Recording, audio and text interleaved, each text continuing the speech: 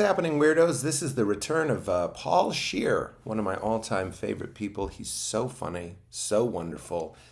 He's a delight, and you're going to hear all of those things in this conversation that follows. Paul is doing so many things. I'm just on his website, paulscheer.com right now. The main thing that he is plugging is his book, wonderful book, Joyful Recollections of Trauma. He also has tour dates coming up with his podcast, How Did This Get Made? Other stuff. I mean, he's got it all. What do I got here? He's doing the Wilbur in Boston on June 16th. Bullseye Live with Jesse Thorne and Paul Scheer. I mean, go to paulscheer.com. I'm sure he's coming to your area. He's definitely coming to Boston. And check out his book, his hilarious and touching memoir, Joyful Recollections of Trauma.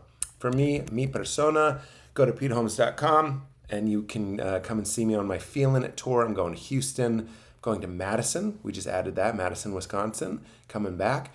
Going to Pittsburgh and Milwaukee. All of those are available on peteholmes.com. And I'm also doing my Largo show here in Los Angeles, July 17th, August 16th, September 5th, and September 26th. So if you live in LA or are going to be in the LA area, July 17th, August 16th, September 5th, or 26th, go to largo-la.com and get tickets to Pete Holmes Living at Largo. Those shows are always a highlight of my month, and now we're doing 2 a month. So even more chances to come see my favorite thing that I do each month. Hope you can be there. In the meantime, enjoy this wonderful chat with this wonderful man. I sincerely hope you enjoy. Get into it. You look younger than when I last saw. I mean, I knew you when you were 20. Yeah, this is it. Look, I'm in this world where we're in LA, and I go to these doctors that, they take out parts of your body that are gonna, fuck with you. Have you heard about remove that? them? Have you heard about this? This is a real thing. I have not gone to this doctor. Is this a bit? No.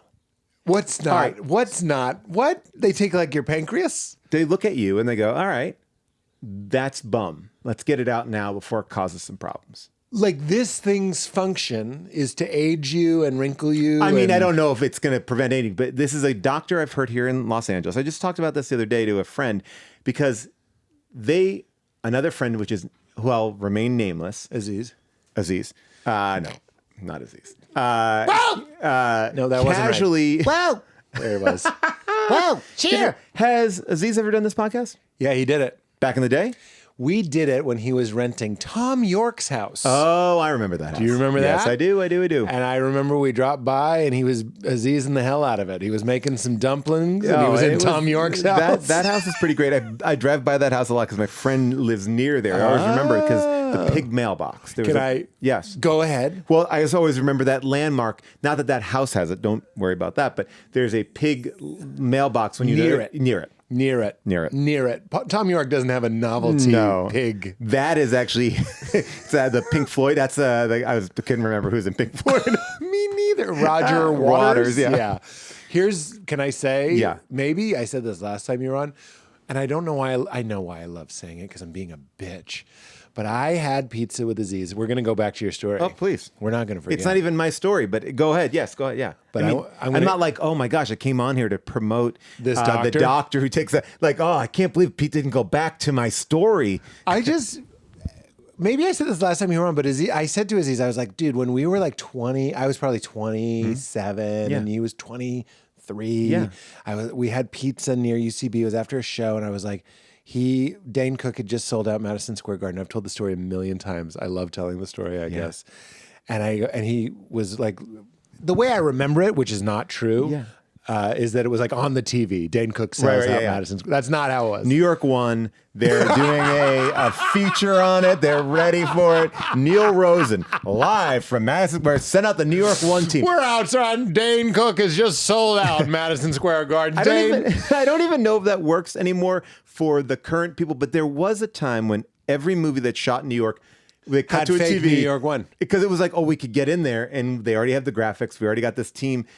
And they'd be like, New York One. Who watches New York One? But then I remember everybody did. It was at that time? Yeah. New York One was hot. I wonder what it's up to now. It was like CNN for New York. Yeah. That was it. And it was not high level journalism, but I don't know about that. I would have loved to see how they covered the mystery smell. Remember that delicious did I watch mystery New York? smell? Oh, wait, what was the mystery smell? There was a delicious maple syrup smell over all of Manhattan. Do you recall that? I do remember that. Yeah. We weren't there for that. No, but We that were was like, gone. I remember reading about it. All right. So anyway, So Aziz said, and I think this is a good story. Yeah. He said, Dane is 30, blah, blah, blah. That means I have this many years to sell at Madison Square Garden. And then when I bring that up to him on the podcast, he goes, I never said that. He didn't say, Right. I might have said that. He didn't say Because I like, never said that. if I said that, I'm embarrassed. Right. He just said, I didn't say that. Wow. But to me, it's an interesting thing. God, he said that. He definitely said Randy. Well, maybe. You're not here to be Aziz's lawyer. I just thought I'd throw that at you. No, but here's what I'll say. It's not embarrassing. That's because he did my it. point. That's what I'm saying. It's He not fucking did it. like that is like one of those aspirational stories where it's like Jim Carrey wrote himself a check for $1 million. Put it in his dad's breast pocket when he at his funeral. That's what I'm saying. If I said to you, imagine if you and I had pizza. Back when we knew each other in New York, and I said, I'm going to hit a baseball all the way to the moon. Yeah, and you did it. And then I did it, and you were that's like, impressive. Motherfucker, you said that, and I was like, no. Because most of our life is talking shit that we don't pay off on. So when you actually do it, You did it. It makes you seem like a soothsayer, like you done did it. Dude, he went and said some sooth. And then he's a sooth denier. Wow.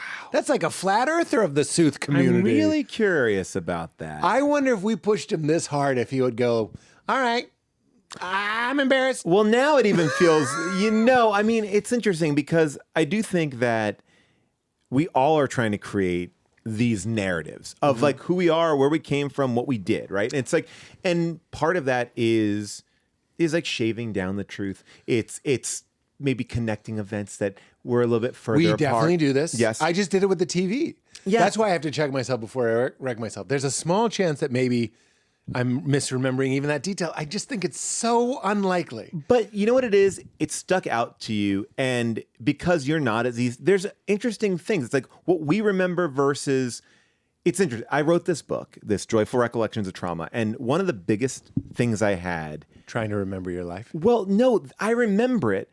But when I put it down, I felt a weight of going, well, is that the way it really happened? Yeah. And am I doing everybody justice? And that was something I really wrestled with. And I realized at a certain point, I believe it. This is my experience of the events. And life is Rashomon. You could sit there and go, Aziz said, and by the time I'm 30, I'll do this. Aziz like, I've never said that. Aziz like, we weren't getting pizza, we were getting Mexican food. Whatever it is, like, everyone's got their own version. And it's like, but that's how stories get told. Like, it's our version of events. Somebody else can say, oh, it was different, but we're not here to be historians. It's like, you heard that. No. There's no reason Is why it you would emotional? have that in your head. Can I throw this at you? And we're going to talk about Yeah. Joyful Recollections of Trauma. I'm very interested, and it's available. Whenever you want. If pre-order, because pre-order means it's available now. Pre-order means you can pay for it and not have it for exactly. weeks. And then when it comes, what a surprise! Oh, what a little gift you gave surprise. yourself, like the microwave dinged and you forgot what's in it. Oh, I love a pre-order. I've Oh. pre-ordered Blu-rays, and all of a sudden at my door, point blank, I'm sorry, not point blank, Point Break of a 4K remaster comes. I forgot I even ordered it. Yes. Okay. Sometimes I ordered two things because I forgot. I was like, I ordered After Hours on Criterion. And then a couple months passed and I ordered it again. And the day it came out, I got 2 After Hours on Criterion. That's definitely happened to me with video games. I have like 2 copies of a video game because I'm like, damn it. I know. I want They it know so what bad. they're doing. I'm going to put Yes. this to you. I've Yes. brought this. What we're talking about is emotional truth and like sort of mythological truth. And when Right. I wrote my book, I remember I called Duncan. I sent Duncan Trussell a chapter that I had written in my book, and it's called Duncan Trussell or something. It's like, so I was like, he's got to see it. Yeah. I can't just write this whole story. And it was the first time I did this podcast and blah, blah, blah. And it was a big deal for me because he introduced me to Ram Dass. And I rang the doorbell, and then he opened the door like a mad prophet. And there's 2 little dogs. I remember the line, figurating through his legs, right? Just the chaos. Yeah, right. He puts liquid THC on his hand. He licks it off. We go in a room that looks like it's designed for seances, all this stuff. Right. And Duncan's like, I love this chapter. It's incredible. Thank you so much. And he's like, when you did my podcast, I didn't have my dogs. And I was like, I'm keeping it. Right. And this is what I'm telling you. Yeah. I was like, the emotional truth is that going to your house, Duncan, whether or not you had those dogs, Right. is like visiting a guy with dogs. Well, and by the way, And that will maybe paint the picture. That's the thing too, is like we make these stories. We start to, it's true. It is true, but it doesn't have to be factually true. And then and by the way, No, it's more what than is- factually true. Right. Well, I mean, right, exactly. It's Turn like my phone off. Oh, what do you go? Oh, here we go. It was already off. All right, mine is off. Doubted myself. Mine, I did it right before. Think.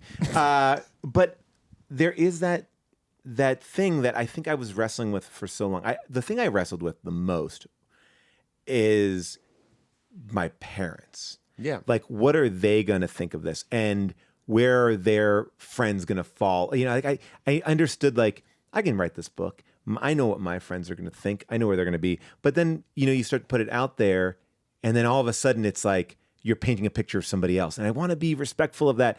But the truth is, it is true to you. And as long as you're not doing a lie, who cares about the dogs? Because that image, that I remember reading that chapter. Weren't you more? Oh, really? Yeah. Aren't you more interested about a guy with dogs going through his? 100%. I'm gonna go one further, and then I have an Anne Lamott quote that I hope I you can't haven't wait. heard. That's gonna really make you feel better about whatever you wrote about your parents. You bad boy. Oh, yeah.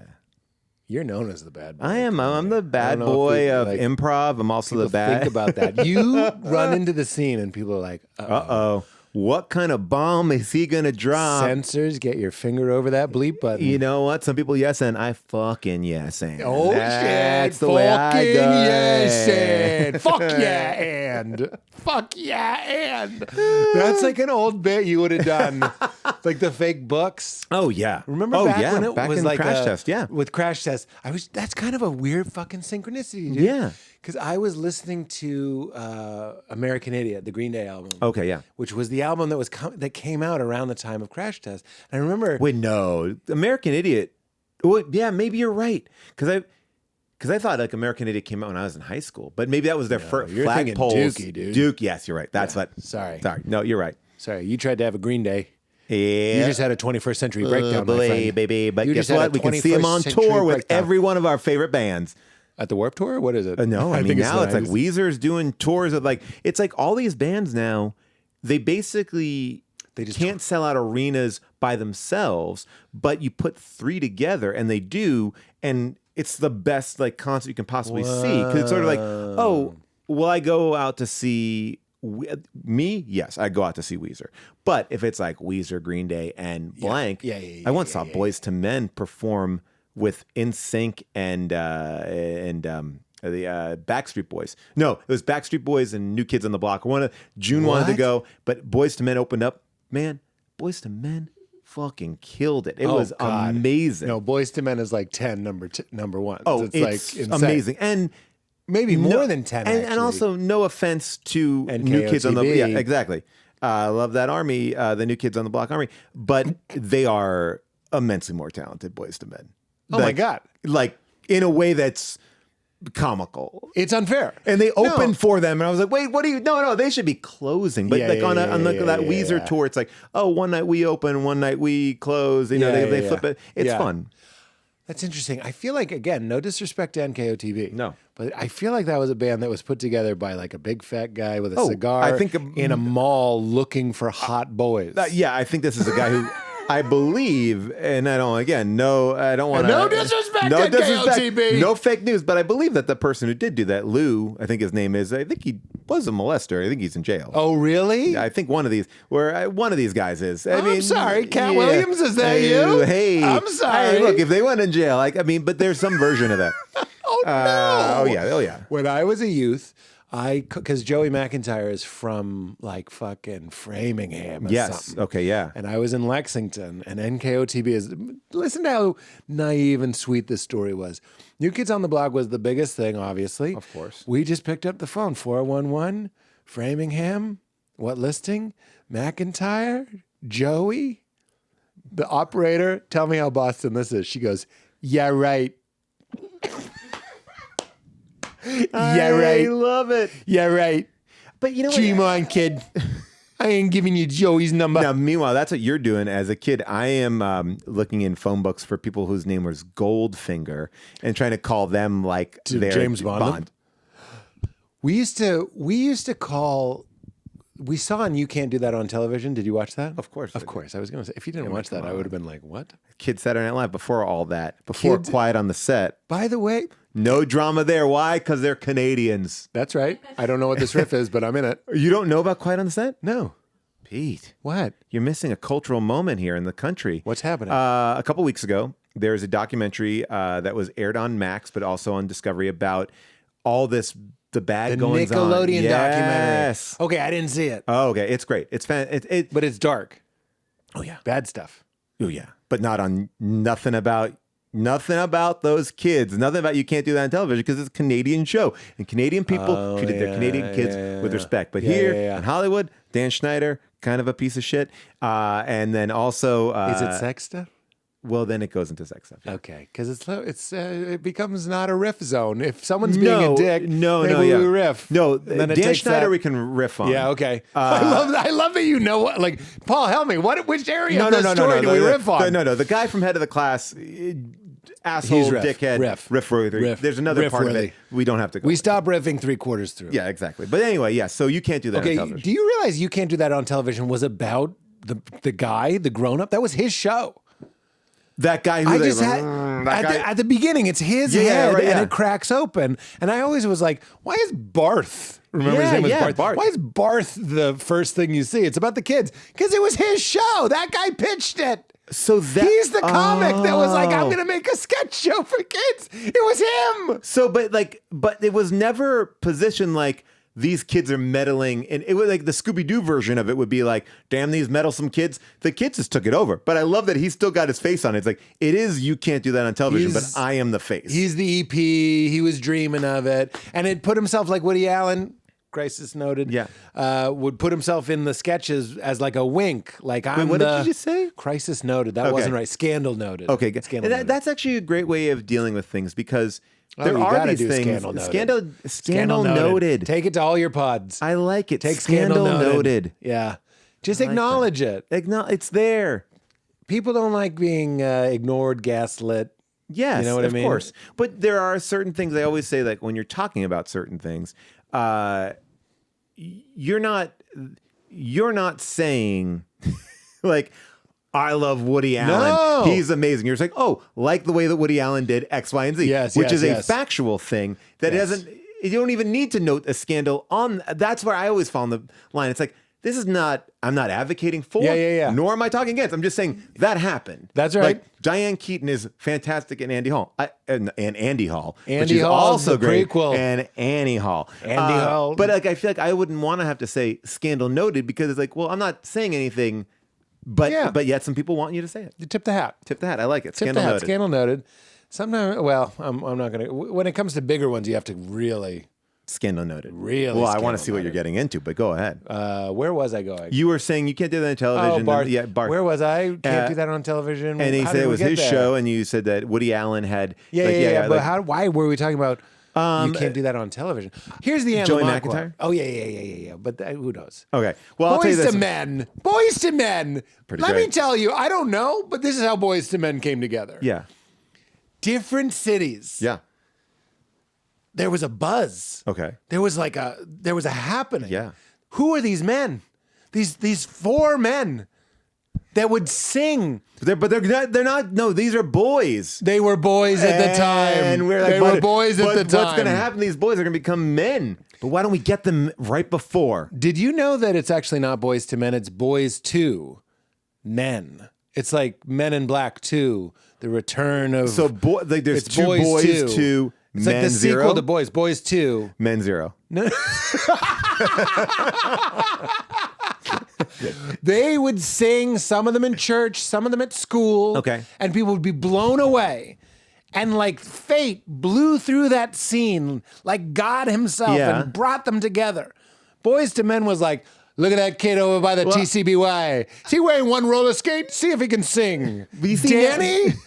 You telling me Danny was blowing fucking toupees off at his church? Well, here's what I'm going to say. Shots fired, NK. I'm into this idea because I did read or who am I fooling? I listened to Will Smith, scandal noted. That's a scandal. Yes, I guess. Trauma noted. Trauma noted. I can't read think his about book. him without... No, thinking about it. We all are going to think about it for the rest of our days.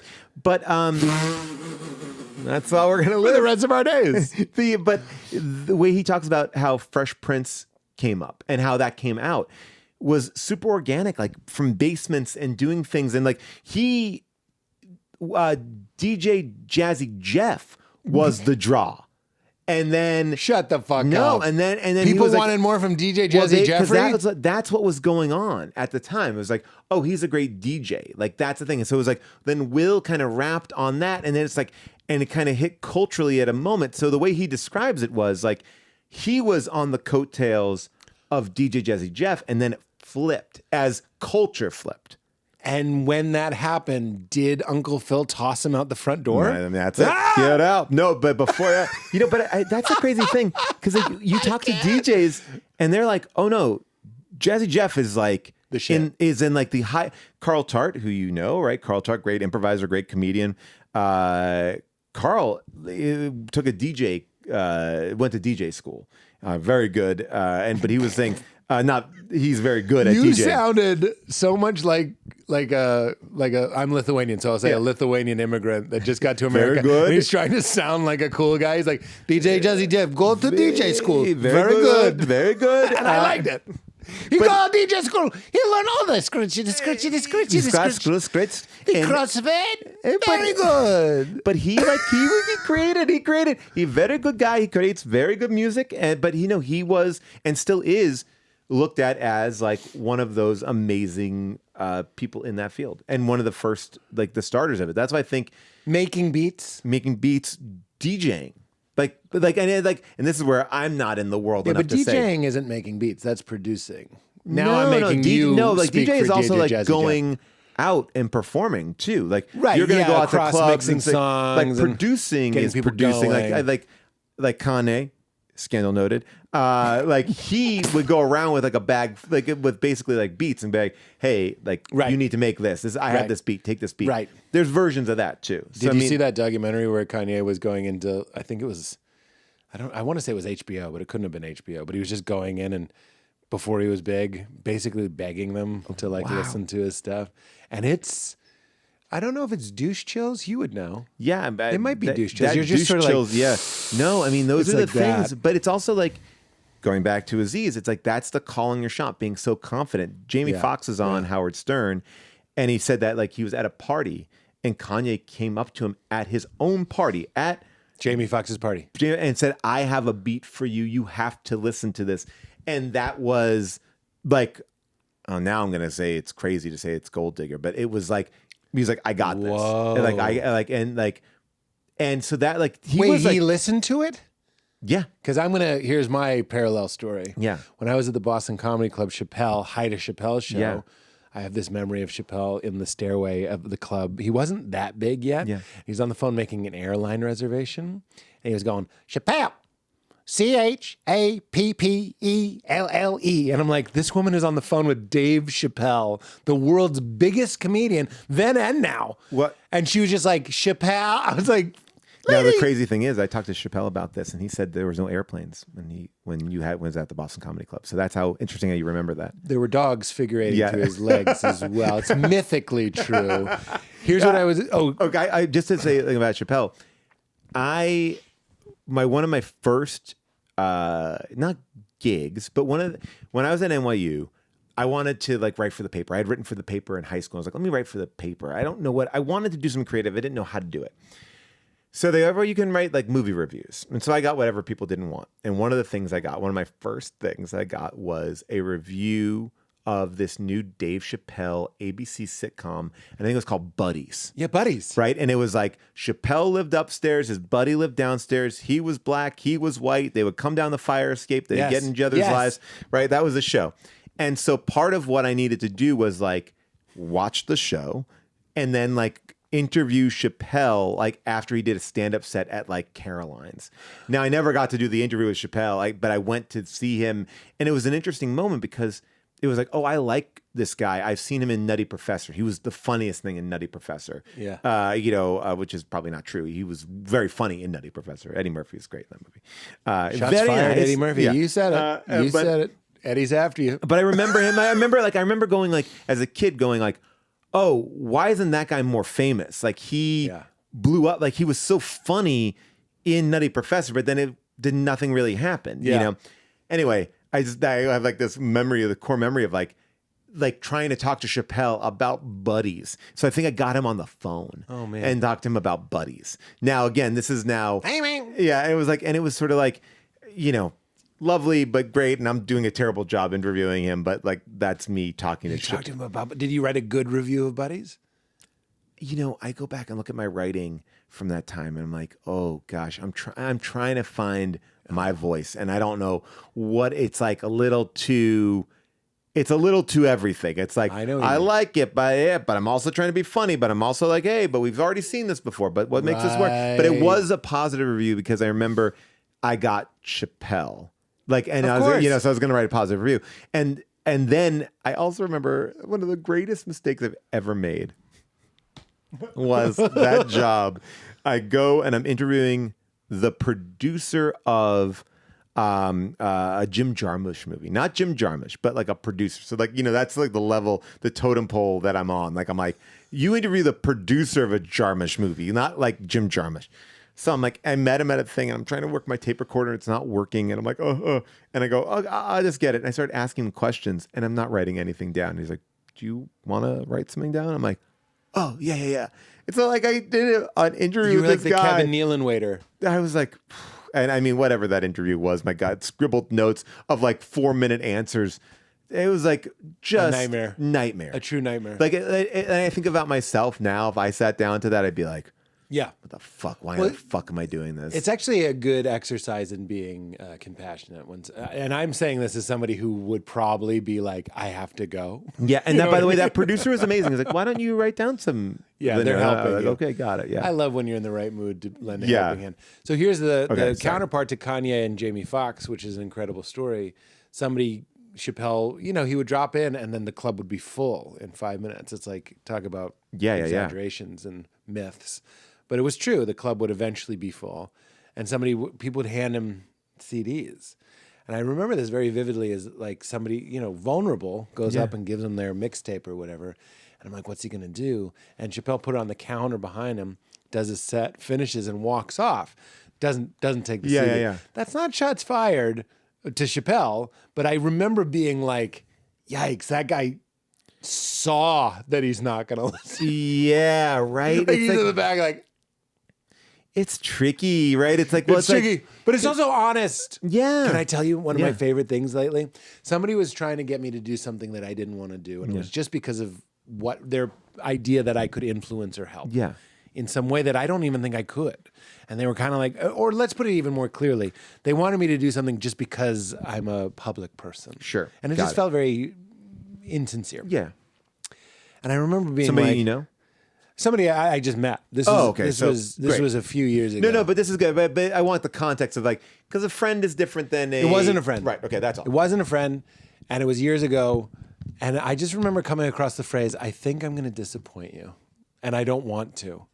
But they're going like, maybe you could, do this or this or this. And it's like, instead of just being like, I feel like you're the same way, a people-pleasy guy. Yeah. I'm learning as I get older, some people really take crazy advantage of the people-pleasies. Well, and like things that you might just mean to be like, I'm just being polite. They take it seriously. So I'm trying to be better to just be like, I think I'm going to disappoint you. And I don't want to disappoint you, but I don't think that's going to happen, sort of thing. Well, it's interesting because I take a different tact with it, which is I think that people are always looking, not always, but I think that people who will do that, there's this phrase that I hate now. The phrase that pays? The phrase that pays. All music, all day. But the thing that I really hate is this phrase of, I have to take my shot. I got to take my shot. And sometimes that idea of I got to take my shot is just really veiling, I'm asking something incredibly inappropriate, right? And it's like, and that has been co-opted as like this phrase, like, well, it's a not, virtuous thing, right? It's like I'm not being rude. I got to take my shot. It's like, well, yeah, but that shot is like we don't know each other. Like Right. it's like there's a better time for that shot. Everybody in your position has taken shots. Yes, but and you had could to figure out when to take them. right. Like that phrase isn't like cut me to the front of the line. Like, and I think like early on in my career, and even at this point too, people will say to me like, well, what do I need to do? Like, what do I need to do to get to this? And I think more often than not, I have a spiel that I don't even cut and paste. It's a real thing that I like. If I talk to people, it's the real thing. It's like, like there is no shortcut. The way that I got up, the way that I got my opportunities, is it luck? Yes, absolutely. That's a big part of it, right? But then it's also like, it's the timing, it's where I was, it's like what happened in a moment. It's not like you can recreate it. It's not like here is the map that if you follow this map, you'll get in. And everyone has these different stories that are amazing, but that's like there is no path. And I think people are like looking for that thing. It's like, can you do this thing? And if you post on your page that VITA COCO is your favorite drink, then they'll send you a case. They're like, then I've made it. Like if Pete says like my album is the best, then I've made it. It's like, but like even if Chappelle at that point, like, all right, yeah, I like the stand up. What does that do? Like it just goes, okay, yeah, but he's still struggling to get to where like he can't be like, oh yeah, get a production deal and my thing. It's like it's weird. We don't work like that. No one works like that. I wonder, just to go the other way, because I'm with you. When people ask, if people ask for advice, which doesn't happen very often, but if they did, I would be like, the advice that I would give you expired the week after it worked for me. Right. You know what I mean? Right, yeah. For example, it would be like, well, Crash Test is a hot show in New York. You should just go and watch and like get to know everybody and kind of ingratiate yourself into the scene. Well, that show's gone and they're all gone. But I think there are, and I bet you have great examples of this. There are through lines. All the stories are different, but I'm gonna offer one. One is people are doing the people that make it are doing something that is very clearly written on their bones to do. Meaning it's not just something they like to do or something that they think they'll get important if they do it. Yeah. So that's one commonality. Yes, and by the way, just so you know, like I say to people, I'm like, I can't tell you a path, but what I can say is, okay, here, do what you find funny. Find people who like that or that you like and work together with them. Build community. Like my whole thing is like, just don't wait. Don't worry about like selling your show. Go make your show. Go find your person. Go get up on stage. Don't worry about selling your Netflix special. Just be in a group. Like that's the only thing I can say that is true is like, you find like-minded people, you work with those people, and those are the people that I've worked with for my entire life. I continue to, but that's an unsatisfying answer to a lot of people too. For sure. My version of that advice is, you're probably a lot more enlightened than no. It's the same thing. Is you go like look to, that was so funny. Look to who do you admire, and then do what they're doing. Right. Go where they're going, and if you think they're funny, like just try to merge with them in some way, but in a cool way. Don't be sweaty about it. It's also like find your own crew, right? Like it's like I remember seeing Bob and David, Odenkirk and David Cross and Mr. Show, and I was like, these are the best, and they're friends with Janine Garofalo and all this sort of stuff. And I'm not going to get into that crew. I may work on the outskirts of that crew. But who's the next one? Right. It's like, well, but the crew that I worked with, the crew that you work with, like those are our crews, and it's like, like. Very rarely do you see somebody infiltrate like a crew. It's like, when I got to LA, I wasn't like Zach Galifianakis, Patton Oswalt, and Sarah Silverman. Here I come. Yeah, it's like they were done. Right, they're closed. Right, and you might do the same show with them. They might think that you're funny. You might be in that thing. You might eventually become friends with them. But you're not just going to be like on the Comedians of Comedy tour, right? It's like they already have an ogre, Brian Posehn. They don't need two ogres. But that's and I think that's. What I think is sometimes interesting is this idea of like, I got to shoot my shot. I got to do this thing. And I'd say this about podcasting all the time. People are like, how do I get a podcast? Or what? Well, you can get a podcast very easy. I'm like, but whatever you do, just make sure you love it because, oh my God, who knows when it'll take off. But truthfully, in success, you'll make more podcasts. Yeah. So like, it's not like there's no like there. It's like, it's like there is, and you might be like Smartless, you might be like all these, you might get a $75 million deal, but the truth is like, and they're still making podcasts, and then they have to make podcasts for X more years. You it's like donuts? Yeah. How about all the donuts in the world? Yeah. It's like, and it's like, and that's what I'm always like, just like what you want to do. And if you like the work, if you're enjoying the work, people will find the work. Well, I've said this a million times, but I want to hear what you think about it. I knew I had to start a podcast because every podcast I was a guest on, it would become, I don't mean I would be a blowhard and take over. I just mean it would always shift. They all seem the same. Right. They all led to the meaning of life. They all led to this and all this stuff. And I was like, oh, I think I should just do my own. There seems to be something that I want to say. That was the indication that I should start. Well, and I think that you're kind of perfectly built for podcasts in this way because it's like the interviews that you do versus, everyone's got their own style. Like I'm a big believer in there can be a million podcasts like How Did This Get Made? There can be a million interview podcasts. There could be a million whatever. The trick is people are tuning in for you. And anyone could be in this seat, ultimately. You might get a higher rating if you had like, Barack Obama on your show. But the truth is like, that's 1 week. Right. Yeah. But people are either like you or don't. But they are tuning in for you. And I said this about How Did This Get Made? Like, yes, we make fun of these movies, but people like the dynamic between Jason, June, and I. Yeah. And we could be talking about anything at the end of the day. No, it's all an excuse. That's the same podcast advice I give. Yeah. As I go, keep your theme as general as possible. And I've said this a million, but it's like Mark Maron's when he started was like, come in with 3 what the fuck moments. Right. And but then that just fades away. And nobody cares because everybody was tuning in for Mark. But and nobody's tuning in to hear what you have to say about fucking Neil Breen. Well, but this is the thing that I'm always like, this is the biggest lesson I've learned in all of this stuff and everything that I've done is the intent. You have to be open to the idea really morphing. And it's like, That's exactly right. And it's like, and people may hold on very strongly, like, well, no, this is what I wanted to do. And you might, there might be, Wes Anderson is a good example of that. Yeah, and but by the way, it's going to be locked off and centered, and that's it. And by the way, it's like it's going to be the little drawings, and you got it. Right. But I think a lot of these things are collaborative. But you're also following. You might have 2/3 of what is right and what you're doing, but then when you stumble on that remaining third, it's a little different.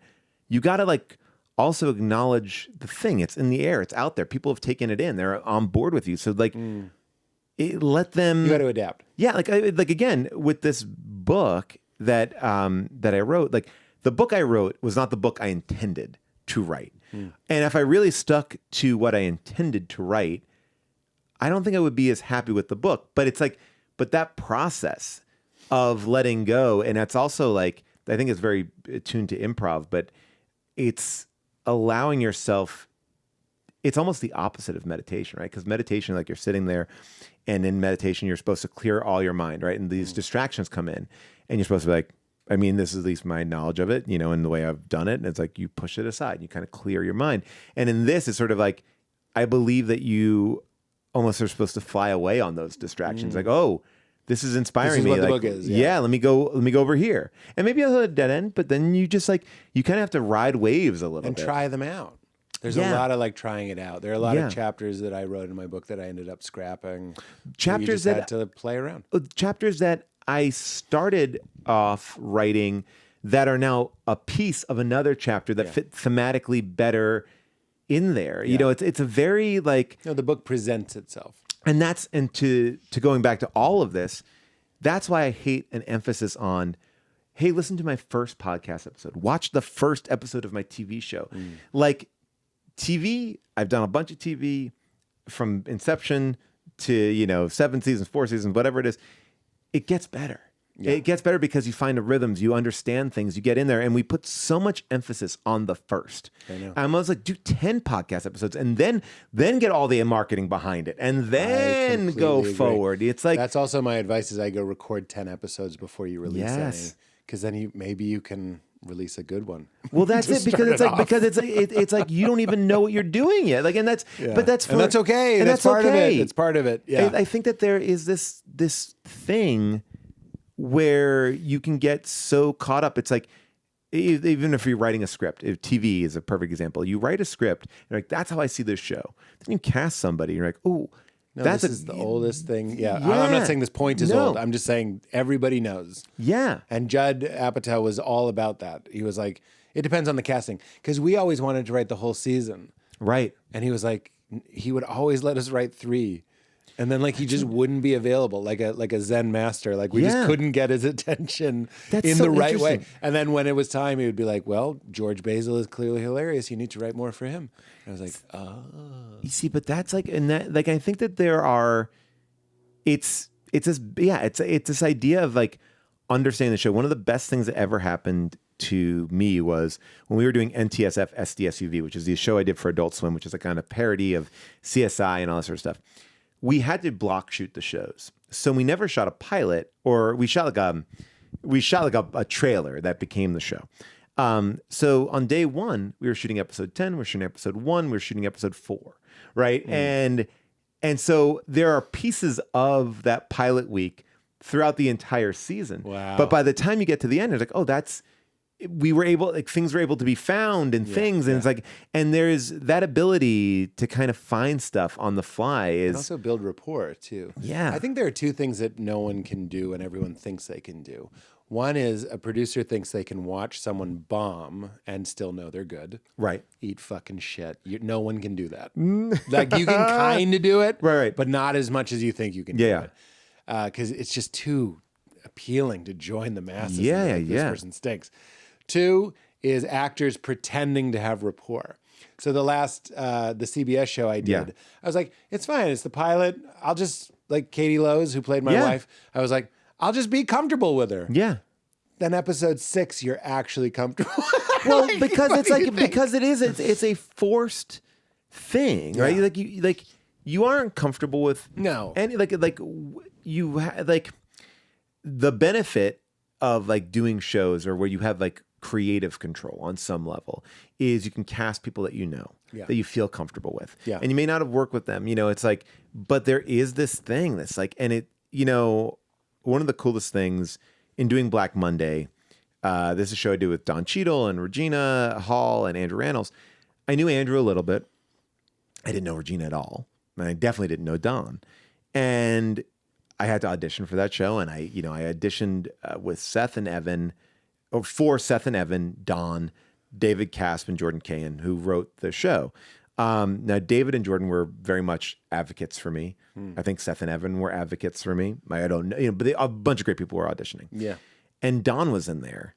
And, knowing his power of like, I am an Academy nominated this guy. I am Don Cheadle, the fucking best. He's amazing. And but he carried himself with this energy of, I'm going to make you comfortable. I'm going to make this as easy for you as possible. And I think that there's some people who know how to do that when they are leading a show. And like I may not be as comfortable with Don as I was in the pilot as I became in the middle of season 1. But like that's a real work ethic, and that some people have it and some people don't. And it's like, and when you're at the top, it's always say like, it all comes down from the top. It's like, you can at least try. Those T. Cruz stories. That's what, when James Corden did this podcast, he told me Will Smith, scandal noted.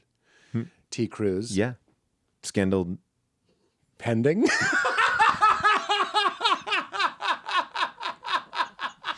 That's our first scandal pending. Tom Cruise scandal pending. Well, no, but I mean, like, look, every time I mention Tom Cruise, you have to say scandal because people are going to say he is responsible for Shelley Miscavige. Oh, the missing. Yeah. Really? Yeah, I didn't know that. People believe that his involvement with Scientology is why David part Miscavige's of it. wife is missing. Well, not that he's involved in it, but you're involved in a society or group of people. That's why you would say. I think you should scandal say pending. Yeah. Well, not even scandal pending. I think you say scandal noted. Scandal noted. T. Cruz?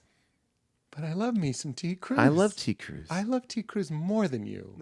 I just say whenever I mention T. Cruz, I get a lot of Really? a lot of feedback. See, And this is fun. generally, I feel like hanging out with you, I'm getting a lot of downloads. Nickelodeon wasn't Getting so in there. great. I'm like, I'm okay with it, and I'm a little concerned. I'm a little not even checked out. I'm just sort of not as involved in the stuff. there are certain things that I get very locked into, and there are certain things I don't. I think what was really that got me about that Nickelodeon thing was I'm gonna watch it. Yeah, it's like there's something about it that I'm not like my interest was piqued for certain reasons, and I was like, I would like to see what they're going to do here. And I think what was so interesting was they handle it very journalistically, not sensationally.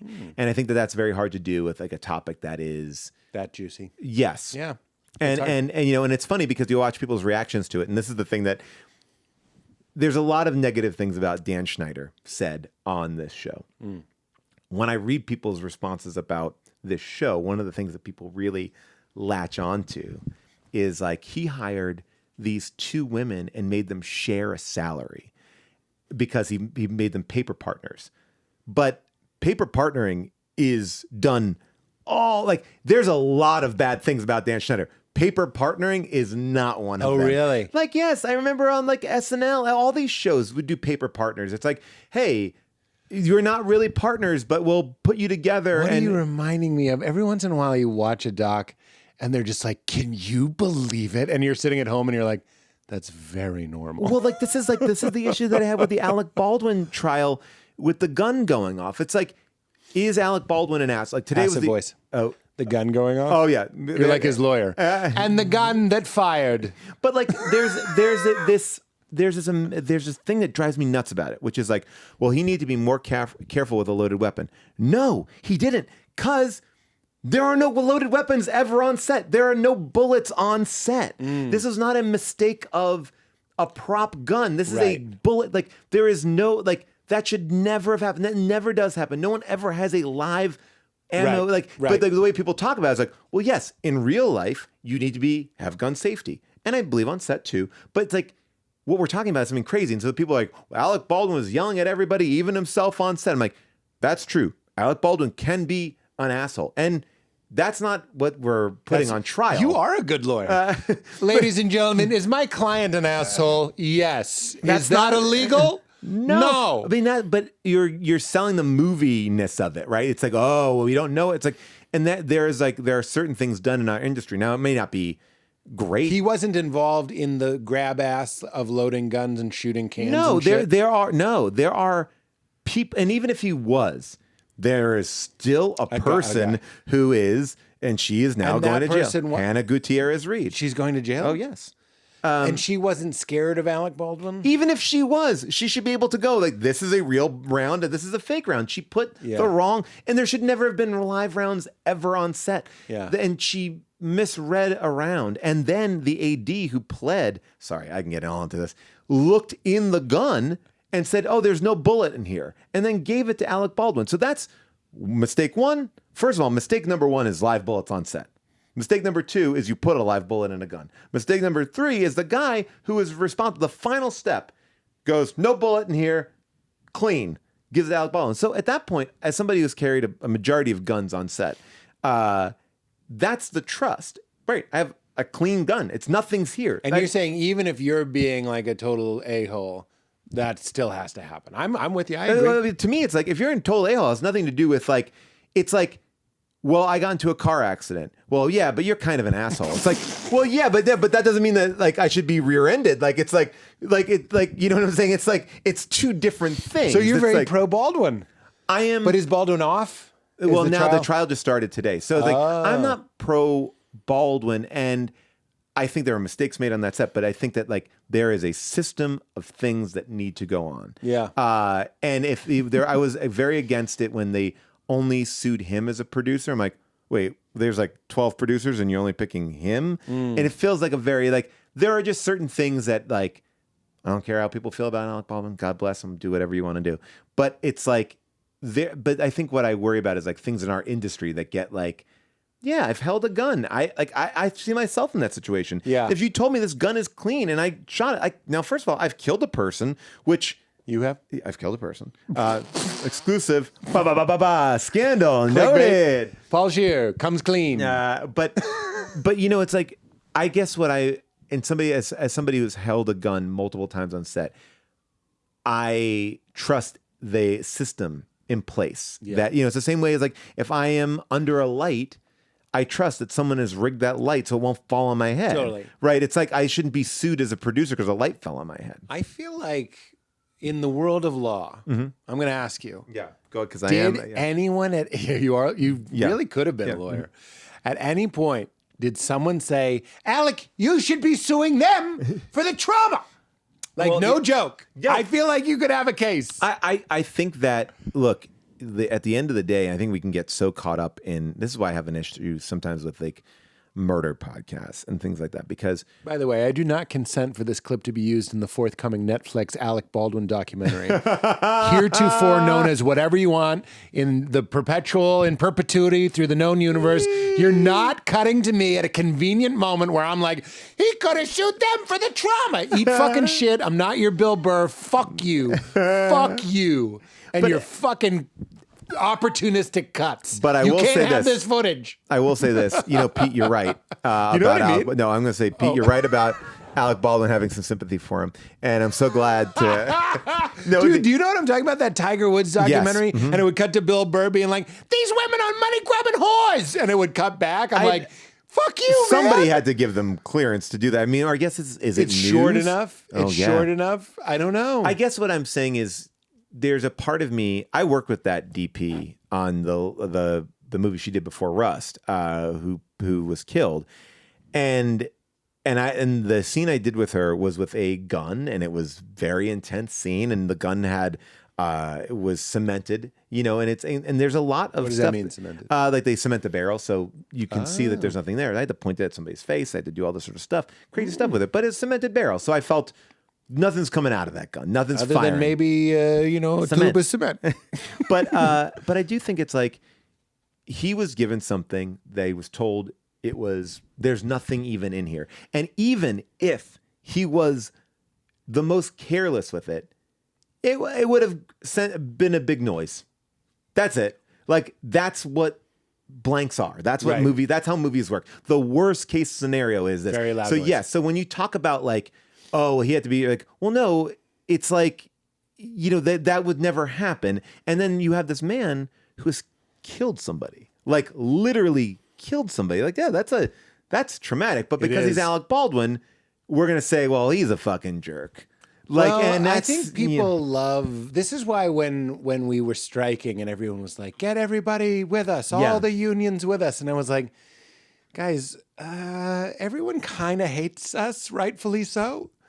We're fucking jerk-offs eating tuna club sandwiches on set, and people are like, Mr. Scheer, I got your ass cushion. Like, why are we acting like we're the oil miners union? Because, here's my point, Alec Baldwin shoots somebody, look how fast we come to gobble up his body, because you're like, yeah, he had a good run. He had $1 billion. Kim Basinger, movie star, fucking hors d'oeuvre trays. And then you make a mistake. We love to fucking turn. Yeah, and it's because I think you're kind of like, fuck you, man. Well, but there's this like thing that's like I think you start to forget about like the actual life. Right, this is like a woman died, a woman with a child and a husband. Well, that's why I say forthcoming Netflix documentary, which is definitely coming. And guess what? It's not going to have anything to do with that woman or anything. It's just going to be like an Alec Baldwin had onion rings that morning. Well, but that's why it's like you listen to these podcasts, these murder podcasts. I get it. I get why Dateline and all these great like these shows people love. It's like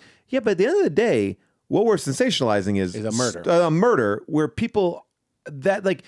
That's something that's, I guess I'm so fascinated by that. Like it's the crown for normal people. Yeah. It's just the total exploitation of every personal detail of your life. And at least with The Crown, you're born into it, but it is something where it's like, okay, that's my life. It's like when people go like, I always say, like, if you run for president, you have to be insane. On some level, you have to be insane. Agreed. You have to say, I can handle this. Yeah. And, it's like, I think I can do this. It's You're like in a cabin and there's millions of locusts outside, and you're like, open the windows. Yeah, I want to be commander in chief. It's a crazy thing. It's a crazy pursuit. And that's why, like, when I listen to these things or I see people like obsessed about it, it's like, oh, how did this person get killed?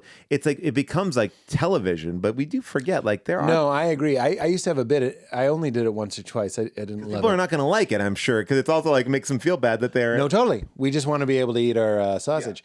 But it's like if I'm murdered, I know that's dark, but I'm like, if I'm walking out of the club and I'm murdered, don't make a fucking. My last thought will be, God damn it, they're gonna make a Netflix documentary series. I mean, by the way, as I'm bleeding out, yeah, I appreciate it. I'm gonna be like, he killed, and then he was killed. Yeah, it's like, and Like, it's like, eat fucking shit, dude. I'm a guy. I know, and it's like it was that murder in Idaho. Was it Idaho or all the girls were murdered by that like guy? Oh my gosh, I'm forgetting the story, but it was this really gruesome murder. I'm forgetting the specifics, but like TikTok detectives got involved and they're like, it's this person, it's that person, it's this person. And then, it's like, they're like sending out armies of like, go uncover this. Like, it was none of those people. Yeah. Because you don't even have all the information. That's not how the world works. Yeah, that's not how the world works. It's like, so sometimes like that. Like I feel that way about like making a murderer, even serial.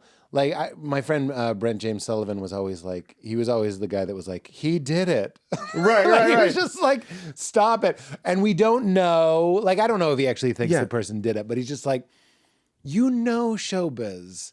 And if they like included the whole picture, you would not be binging it. The one it's thing, just too delicious. Well, that's why like the Staircase. The documentary like is heavily edited. You're up my alley now. I mean, this is like, but this is, I'll go even, it's like whenever you put somebody in the lead, if you're making a documentary about a murderer, they're going to become sympathetic, and that's it. We tell stories that way. That's the lead character of our story. And that's why I love those 3 docs that were made before, Peter Jackson made his doc about the West Memphis 3. Because the first doc, it was like, it's definitely these boys, and then you're like, I got it. And the second one's like, ooh, we kind of fucked up. And then the third one's like, oh, now we think we see, like they went back and forth. Yeah. And it was like, oh, that's at least, I don't know. They're like, buddy, here's what I think you're saying. Yeah. I could make a documentary about you, Paul Scheer, that everyone would walk out of the theater being like, that person's a monster. Yeah, right, yeah. This is not a new point. But they could still like me, right? Well, that's another layer, is if we were following you when you were the lead, okay, but you're saying, okay. I'm just saying, like, if I had access, let's make it more interesting. If I had access to all your life, I could cut it together and just be like, look, he lied to his teacher and he was in a car accident. It's a Curb finale. It's the Seinfeld finale, right? It's like bring all these people together to say, like, you're a piece of shit. Exactly. Or it's Beau is Afraid. Oh, yeah, exactly. You come in at the end, and this is our biggest fear, is that the data is in and you suck. When I first heard about mouth tape for sleeping, to improve your sleep, to get more oxygen, to make you breathe through your nose, which is so much better for you, don't be a mouth breather, all of that stuff, sleep better, I was worried. I mean, it seemed weird, to be completely honest. It seemed like I would put it on and I would feel suffocated, I would panic, and I wouldn't be able to sleep. And I can't stress this enough. The exact opposite is true. It's like closing a bridge. It's like, or maybe a tunnel, and opening a bridge. Yeah, the nose is a bridge, because it has a bridge. But it's like closing a tunnel. Like in a city, the tunnel's closed, so you take the bridge. That's what your brain does. It goes, oh, tunnel's closed. No problem. It gets the message. The mouth is closed. Let's breathe through the nose. It's completely natural, I would say. Science would argue, it's how we're supposed to be sleeping. Don't be a mouth breather. And the first time I tried hostage tape, I slept better, and it was completely comfortable and completely natural, and it peeled off easily in the morning, which is incredible. What is hostage tape? It is mouth tape. It helps you sleep. It's getting your brain 20% more oxygen. It's getting your body 20% more oxygen. It reduces your risk of sleep apnea. It helps reduce snoring. In my case, getting rid of it entirely with a piece of tape. It even helps with oral hygiene and bad breath. When I went to the dentist recently, they asked me, do you breathe through your mouth when you sleep? And I was like, heck no, because of hostage tape. I was worried I'd feel trapped. I absolutely don't. I used it and immediately noticed a difference in my sleep. I was getting deep, deep, deep REM sleep, wasn't waking up in the night, out like a light, and having deep, amazing dreams all night that you only get when you have that good REM sleep. So that was the proof that it was working for me. And I've tried other types of mouth tape in the past. I was like, oh, I saw hostage tape. I'll just try mouth tape on Amazon. I bought one. It smelled like glue. It was too strong. It took my facial hair off when I peeled it off in the morning. It stunk. Go with the name brand. Go with hostage tape. It's strong enough to stay on all night with no problem. It doesn't smell like glue, and it peels off easily and comfortably in the morning. So find out why they are the official sleep and breathing aid of the UFC. It's for a good reason, and they are the real deal, and I'm so happy they are here to give us a special offer. You can get a 6-month supply for $99. That means you save $50 for 6 months of better sleep. More oxygen, less snoring, better oral hygiene, less risk of apnea, and deep, deep dreams? Come on, don't you want to be a Pegasus tonight? Go to hostagetape.com/weird. This is the only place Hostage Tape sells a 6-month bundle. hostagetape.com/weird. You won't find this anywhere else. 6 months for $99. Save $50. hostagetape.com/weird. We're also brought to us by our friends at Exploding Kittens. Both Paul and I are dads. Both Paul and I know how hard it is to get our kids to eat at the dinner table. And what we do now is we use games from the Exploding Kittens family of games. It's hard to get them there, but now that we play the best worst ice cream with Leela, which is a great kids game, but it's also just a great game, meaning it's simple enough for Leela to learn, but it's fun enough that the entire family is literally hooting and hollering and basically almost like faux gambling. There's like a good chance element with this game. Laughing, squealing, hooting and hollering, as I mentioned, and having a lot of fun at the dinner table. Games, guys. Family, friends. They have adult games too for grown-ups. Get off your screen, get together, get shoulder to shoulder, get laughing, get playing together. It keeps Leela busy, it keeps her focused, and I think it teaches her a low-key lesson about the dangers of gambling. We love the best worst ice cream. We also love My Parents Might Be Martians. It's similar to Pyramid, which is a game that I really love, but it's like the kids' version where you try to get them to say a word only using single-syllable words, so you end up talking like a Martian. This game is a stick of dynamite. It is pure joy. So, they also have Exploding Kittens for the grown-ups out there. Every game in the Kittens game line was designed by a 4-year-old and her dad for the kids, for the kittens. So you know it's good. It's kid-tested and kid-approved. So to get your own copy and to check out their games for adults, head to explodingkittens.com and use promo code WEIRD to get 25% off your purchase. Our kids aren't going to be kids forever. There's no time for boring games. Kitten games. Let's get into it. Back to the show. But I think you could also make a movie that was like that person was the greatest person in the world. And I think this is true of, I can't say everybody, but most people. Right. If we had all your life, we could cut a 10-minute thing together to be like, this is the best person we or the worst contain person. multitudes. We contain multitudes. So you wrote this book. Let me tell you the Anne Lamott quote. Oh, yeah, yes. She said, if they wanted me to write about them more gently, they should have behaved better. Isn't that great? I love that quote. That's Isn't a great that quote. Great? It's interesting. You know, it's like it's the scariest thing I've ever done is write this book. And I was curious how you feel about this as well, because it's like you're putting something down on paper.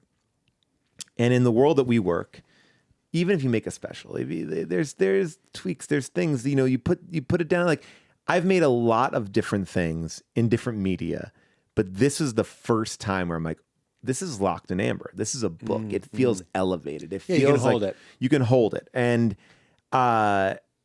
there was two parts to that, which is like, when I said like it's not the book that I set out to make, it was because I was like, oh yeah, if you listen to How Did This Get Made, you know, like over the course of the 14 years that we've been doing that show, I tell stories about my childhood, and it will stop Jason and June in their tracks. Like, wait, what happened? And I'm like, well, no, well, we went into the city to go see naked women. And they're like, wait, what do you mean you went into? I'm like, well, yeah, we got fake IDs to go. We wanted to find naked women, so we went to the city. And like, hold on, now this is a story that I'm like, oh yeah, we just one afternoon I decided like I need to see what a naked woman looks like. Let's get on the train and let's go. You to mean New York go City. to like a naked club? I just meant like, let's get into New York City. We will figure it out. Like and we will figure out a place to go. By the way, this is what every person at my church thought the same. They were like, don't go to New York. There's just naked ladies everywhere. This is it. It's like you tell these stories. It's like, and I'll tell a story. Where did you go and what did you do? We went to 42nd Street and we were like, so how old? Probably a sophomore in high school. Okay. Right. And I was like, all right, let's figure this out.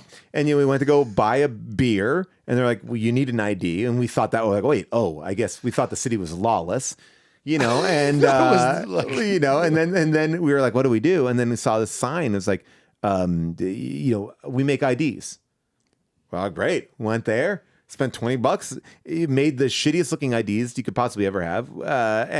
This is a different time back when they just had signs that said, we make IDs. I mean, by the way, the ID is comical. I'll show it to you. Here. You have it? Yeah, I do, because I was saving it for my book, just so you can see where we're at. But the I did think you had the ID. You have the photo of the ID. yeah, only because I have a part of my website where I am like putting like DVD supplemental materials almost like of like I'm like, because I'm like, I didn't want to put a insert in there. Let me show you. Hold on. God. It says college ID, and then underneath it says New York University, as if NYU has like, wow, we can't make these IDs. We need to outsource it to a general. And it also says, I am a student at. Yes, I am a student at New York University.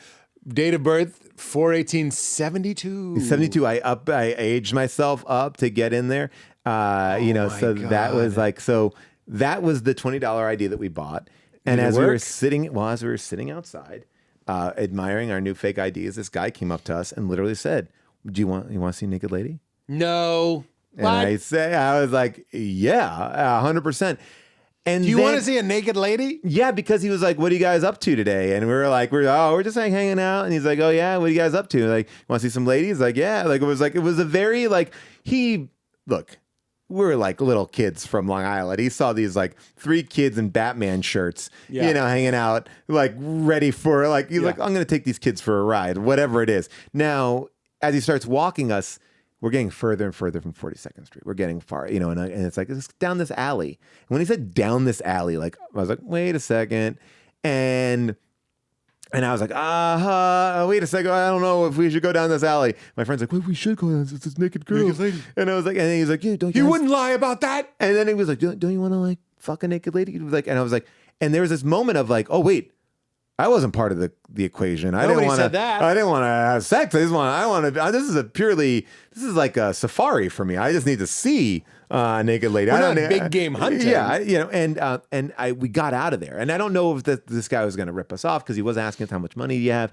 Whatever it was. We were going to go down an alley with this suspect. Yes. Anyway, we run away from that guy. And, when we get to this moment, we get to this thing where we're like, oh my God. That was crazy. And as we're sitting there, there's a guy in like a top hat and tails, or I feel like he's in some sort of costume like this. Who's like, literally like, you fellas want to see a naked lady? Again, the city pays off. And you should write a book called The Horniest Secret. Oh gosh. How to manifest naked ladies. It was the best. And we're like, yeah. And he was like, come right inside. And it was the entrance to this place called Show World, which is this old, used to be like this old, like not even strip club, like porn emporium. It was like video screens, live shows, insanity. And he looked at our IDs for about 2 seconds. Yep, that works. Great, go on up. And that was it. And, he didn't care. We have money. We're going to go spend it on naked ladies. Like, go. And what happened? Were you in one of those rooms where the thing slides up? Yes. No! And we went in one of those things. And, and you were in a jerk booth. And we were like, what is that? Like, we don't know. 3 guys from Long Island in a jerk booth. And then by the time we really, like. With the sneeze guard, but it ain't for a sneeze. And when it popped up, I was like, whoa, that's a real person. Like, and that was shocking. Yeah. And as soon as you take it in. That was the original Zoom. What was that? What was that thing that was going on for a little bit of time? It was like chat roulette. Yeah, it was chat roulette. It was chat roulette IRL. Yes. Boom. And then by the time we realized it was a naked lady, the thing went down. And it was like $10 more. And it was like, this is a higher payment to like game ratio than like Dragon's Lair. You know, I was like, Dragon's Lair, good pull. Do you think there was a guy going like taking a look at you and being like, I bet I can get away with 2 seconds? It felt like it was up for like whoa. So anyway, like, you know, like I would tell that story on the podcast and people would be like, oh my God, like, you know, and I tell stories like this, or I tell these things, and I started to realize like, oh, my life is different, or what I assumed was normal was different. And I was like, I could write a book that's like anecdotes, just like, oh, like things and funny things. I said, but I think what the other thing that people didn't realize, because I didn't tell them, is that there's like another side of that, not that story, but of my story, which is like, you know, I grew up in this household with a very abusive stepfather, and part of the early part of my life was kind of surviving that and escaping that with my mom, and kind of dealing with that. And so the book is, yes, you got jokes. I got to tell you a story about bumping into Christopher Walken. I'll give you an ode to a minivan, but it's also this kind of journey of being this kid who is in this out of control situation. And the way that my family dealt with it was just kind of like cutting it off. We don't talk about that. It was never discussed. You don't talk about Bruno? I don't talk about Bruno. And we went away from it. And I think you would appreciate this on some level. It's like what that not talking about that did to me without understanding what that was. Of course. Like, you know, and you got to talk about Bruno. Yeah, you got to talk about Bruno. I don't know if you watched the whole movie, but you I watched a majority of it, and then don't turn it off. And then I turned. They're still saying I would. I did. I was, well, if they're not going to talk about him, I'm like, why am I watching? I thought this was about Bruno. I'm here for Leguizamo or better. And then I watched Bruno, and I was like, I don't understand how the two things relate. But yeah, so I think it was like, you know, God. For me, it was just like that was this kind of push pull of what flavor abusey was he? I know that's kind of a cute and stupid way of asking. Boozy? Yeah, boozy. No, he was just an abusive guy. Like you know, it's funny as I talk about this with you in here. I say things so casually because they were so natural, but it was like it would go from like playing a game of Monopoly with my stepdad, and then like, you know, he lands on my thing. I'm like, oh, that's $250, and he would just start choking me, like just straight up choking me, and like how much, you know, and it's like, and holding my throat, and I can't breathe, and you know, and dropping me in the chair. I'm like, nothing. It's like, okay, that's what I thought. Like that kind of like the shakedown of Monopoly rent. Yeah, I mean that's like it could be. That's horrible, and I want to acknowledge that. Yeah, but also like, how much do people hate Monopoly? I mean, like this is, but also how good at Monopoly was I? That, you know, boom, there you go. I knew how to get that money. You put those hotels there for a reason. Get the purple ones. Get Baltic. No, that is horrible. I fucking hate it. No, but it's like, thank you, but it was like, you know, and it's hard to be like, I don't want to sensationalize that part of my life, but it's a part of my life that was, you know, I think that I really wrestled with wanting to have kids. And then also looking back on now that I am a parent, I'm like, oh, that's really fucked up. Oh, yeah. Like as a kid, it was like, oh, that's just him. He was a kind of a crazy guy. I want to say, not just to validate you, but to validate all of us, it's like going back and unpacking your stuff and the value of going like, I'm just going to jump to the punchline. Yeah. Alain de Botton, who I love, Alain de Button, I don't know how to say it.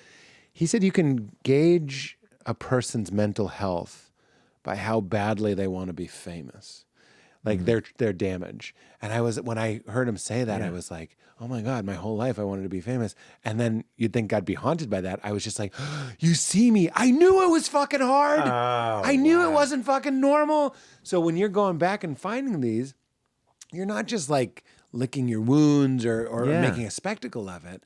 There's so much value, and it's necessary value in going like, do you guys see this?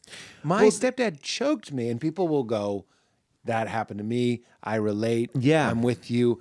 And how you feel, adult grown Paul, is normal. This is no joke. Like healing your inner child is no joke. And it's a gift you can give the world. And well, it's like, to me, it's the thing that I've always found to be the most like important thing. And this goes back to what we were saying earlier, is the community.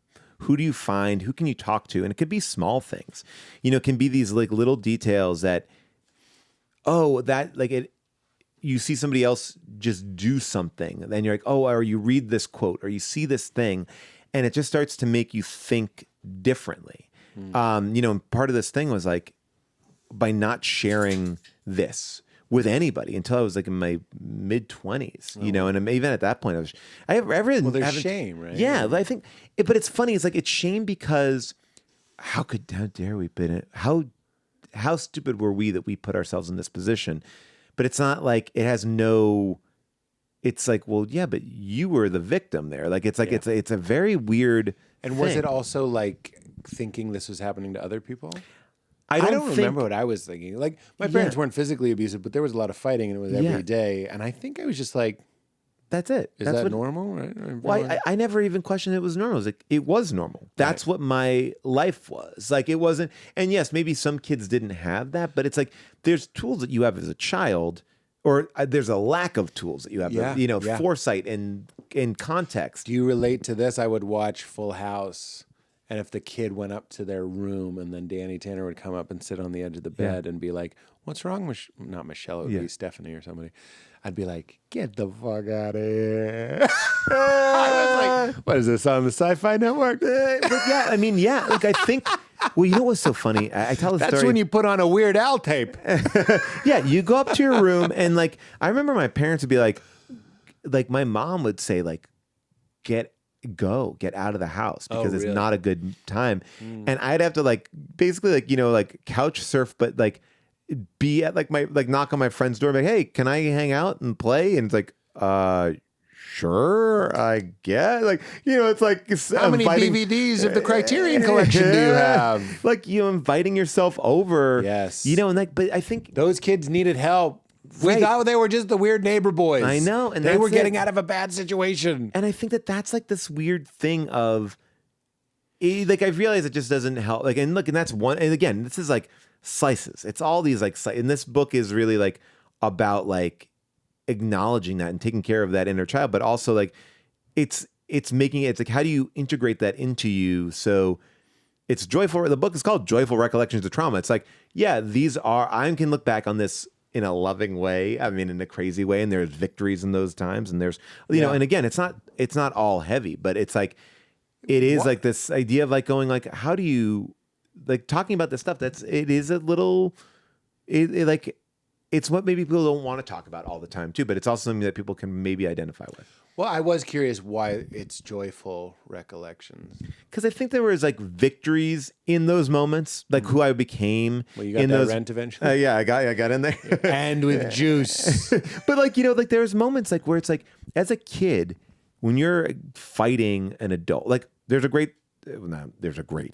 a story in my book about a home invasion that I like lived through when I was a kid. This guy was trying to collect money from my stepdad. And basically, when I was home. You mean like gambling money? I don't even know to what. But not gambling. They knew each other. Yes, they knew each other. Owed him money. Owed him money on some whatever it was. Again, and that's the biggest. Everybody's collecting from this guy. You're over there on Park Place. Get that money. And you know how he feels about it. You gotta. You're like, I don't know if this is gonna go well. No, it's really weird. Milton Bradley does not want to sponsor the book. I don't know why. Let me put you in touch with the Parker Brothers. But it was. I think what was interesting was like. I was living through this moment where it was just like a normal day, and this guy's like trying to break into our house because he's convinced that my stepfather is home, right? And he's like, "I'm gonna." Oh wait, so you answer the door? But I don't open it, but I'm like, no one's home, Did right? he bang in the style? Oh yeah, I mean it was like, well, he started climbing through a window. And and I'm window fighting. First. After this is like a whole long battle. You open? No, I never opened. Yeah. You yell through? I yell. Well, Chain? I'll tell you the whole story. So basically, couldn't be more interesting. All right. Well, then I'll tell you that. So basically, I wake up. because it's summer break. I don't have to go to camp, a beautiful respite for me. I hated camp. I hated doing athletic things. Put me at home. Let me, watch TV, eat cereal at all hours. Fruit Loops. Yeah, do it my way. Comic books all day. So it's probably like 10 or 11. I don't know. I'm sleeping, I'm sleeping in. Yeah, you sleep into bookie hours. Exactly. That's it. At nighttime is where I'm alive. That's my 9 to 5. So this knock comes at the door. I'm like, and I bolt up out of bed. I'm like, oh my God. And I run downstairs. And I see this guy out on our front. I can see him through a window. Like, okay, this is like a crazy beardo out there. He's big. He's got this beard. He's banging on the door. And I'm like, I'm not going to answer this. I'm just going to, no one's home. Because the one rule my parents gave me was like, if you're going to stay home alone, you never open the door. I was like, got it. That's the rule. I can follow that rule. So he's knocking. But now I'm like, I am afraid. I'm like, kind of like hang out in my house. I'm like, I don't want him to see that something's going on or lights are going on. Knock at the cabin, which Right. I didn't see, but you got to make a had me choice. at the title. You got to, look, this is the thing. June and I talk about knock at the cabin all the time. If someone came, I say to June, I would kill myself. That's basically what they say. They say, one of you has to kill yourselves. Is that the movie? Husband, wife, 2 kids. One of you has got to. That's the plot of the knock at the cabin? And it's like, who's going to do what? Well, I should kill myself. I have to kill myself. It would have to be me. I'd have to kill myself. Of course you kill yourself. But that movie doesn't make it that simple. Why? I don't know. Infidelity? I think it's sort of like, well, maybe I should live. Maybe the kids, we could have another kid. I can hold both the kids at once. Look, I think the other thing is like. That would be like a vine if it was my family. Yeah, like done. One of you has to kill you. Yeah, Before get you out even of explain. it. By the way, like, let me get out of the trauma of this. Like, I don't need to deal with the after effects of like whoever lived. Yeah. So I'm just covering myself with a tarp. And I got give it over, give it go 1, 2, 3, make it simple. But so we're kind of like playing this Russian roulette game, and I peek up my head and I see him out the window, and like I started to see him pacing around the house, and I know that we have a back door to our house that was always open. And it was like this. We had like an outdoor patio, so it was like like shitty fake carpet, outdoor patio, and then that led into the house. And as he starts walking around the house, I'm like, oh my God, he's going to the back. He's gonna see if someone's in the back door. So I run to the back of the house, and we have a small house, but I'm running there, and I go to lock the door. And as I get there, he gets to the door at the same exact time, but I lock it, and now we're only separated by a glass sliding door. So you can see him. And he's like, somebody's home, and I freak out. I'm like, no one's home. No one's home. I say the thing that I'm not supposed to say. And he's like, I know you're lying. And he starts banging on that door. And I'm like, this is gonna break, and I don't know what to do. So we had like one of those Venetian blinds, like, so I'm just like crank, crank, crank. So like all of a sudden the blinds are going clunk, clunk, clunk, clunk, clunk, clunk, clunk. And then I'm like, and he's still banging, I'm like turning it. So it's like like separating myself from this insane. What if it worked? Where did he go? Where did he go? So I was like, oh gosh, so now I'm like, well, at least all right, now I've locked both doors. He can't get in. He knows I'm home. He thinks I'm lying. And then I realized the only, I'm like, now I need to arm myself, because now I like, just in case. And I had this, I had weapons all around the house, my own weapons, kid weapons. But one of the kid weapons, weapon? Well, like, it's like, oh, this is my sword, this is my thing, like not. I don't know why I was so incredulous. I had nunchucks. Yeah, of course. I had so I was a ninja one year, and my parents had got me like a wooden sword. It was like almost like a martial arts practice sword, right? Yeah. And so I grabbed that, and then I think he's gone, and then I hear a crash, and I'm like, oh my God. I knew that by our front door, there's a window, and the window goes into the laundry room. And the laundry room, that was how I used to break into my own house. I was like, oh, if you pop out that window, you pop out the screen, you open up the window, you can get into the laundry room. I'm a small kid. I could just climb through the thing. And it was always kind of hilarious because you'd like kind of roll into a bunch of laundry. Kind of perfect. And by the way, I would do that when I had my key. It was the best. It was the best thing at all. But by the way, it's funny. All kids know how to break into their own house. Oh, they have to. Isn't that crazy? Yeah, it's the best. And so I knew that, and I knew he was heading there. And now I'm a little kid, so I could go through that window with ease. Beardo, a little bit bigger, so he gets through, and he's like Winnie the Pooh. He's stuck halfway in, halfway out of my house. He's Like he's mounted on your wall? He's like mounted in the in the laundry, and I have this sword, and I come into that room, and I'm like, yeah, I'm just slashing. You start John Wicking him? Yeah, because I'm like, this is it. Like, this is a man trying to break into my fucking house. No, I endorse it. Yeah, and Castle I'm like, law. and so he's trying to grab it, and I get one crack at his head, like where it was like, wood, sword on head, like whack, and you hear he's like, and that was the moment. He's like, I give up. Like, I hit him that hard. He was like, ugh, and I take off out the back door of my house to run to my next door neighbor to see if they will help me. And the next door neighbor calls the cops. Wait, you left the patio back door unlocked? I did. At that point, I was just like, I got to get the fuck out of there, And like, you know what? Why am I siding with the house? Yeah, get out of there, boy. All right, so get out of there, small boy. Yeah, like it's like, what could he do in the house? Who cares? At that point, I'm not thinking about the house. So I get to the. I'm embarrassed by my question. But Paul, protect the house. But no, you didn't lock that door, huh? Okay, interesting. Well, and anyway, that's why you have to have Simply Safe. Simply Safe Home Security voted. But so I run to my neighbor and. And my mom's still at work. My mom can't come home. And he left. He'd taken off. He basically got hit in the head with my sword. I think he left. Did you yell yield before you hit him? I will, like Shogun.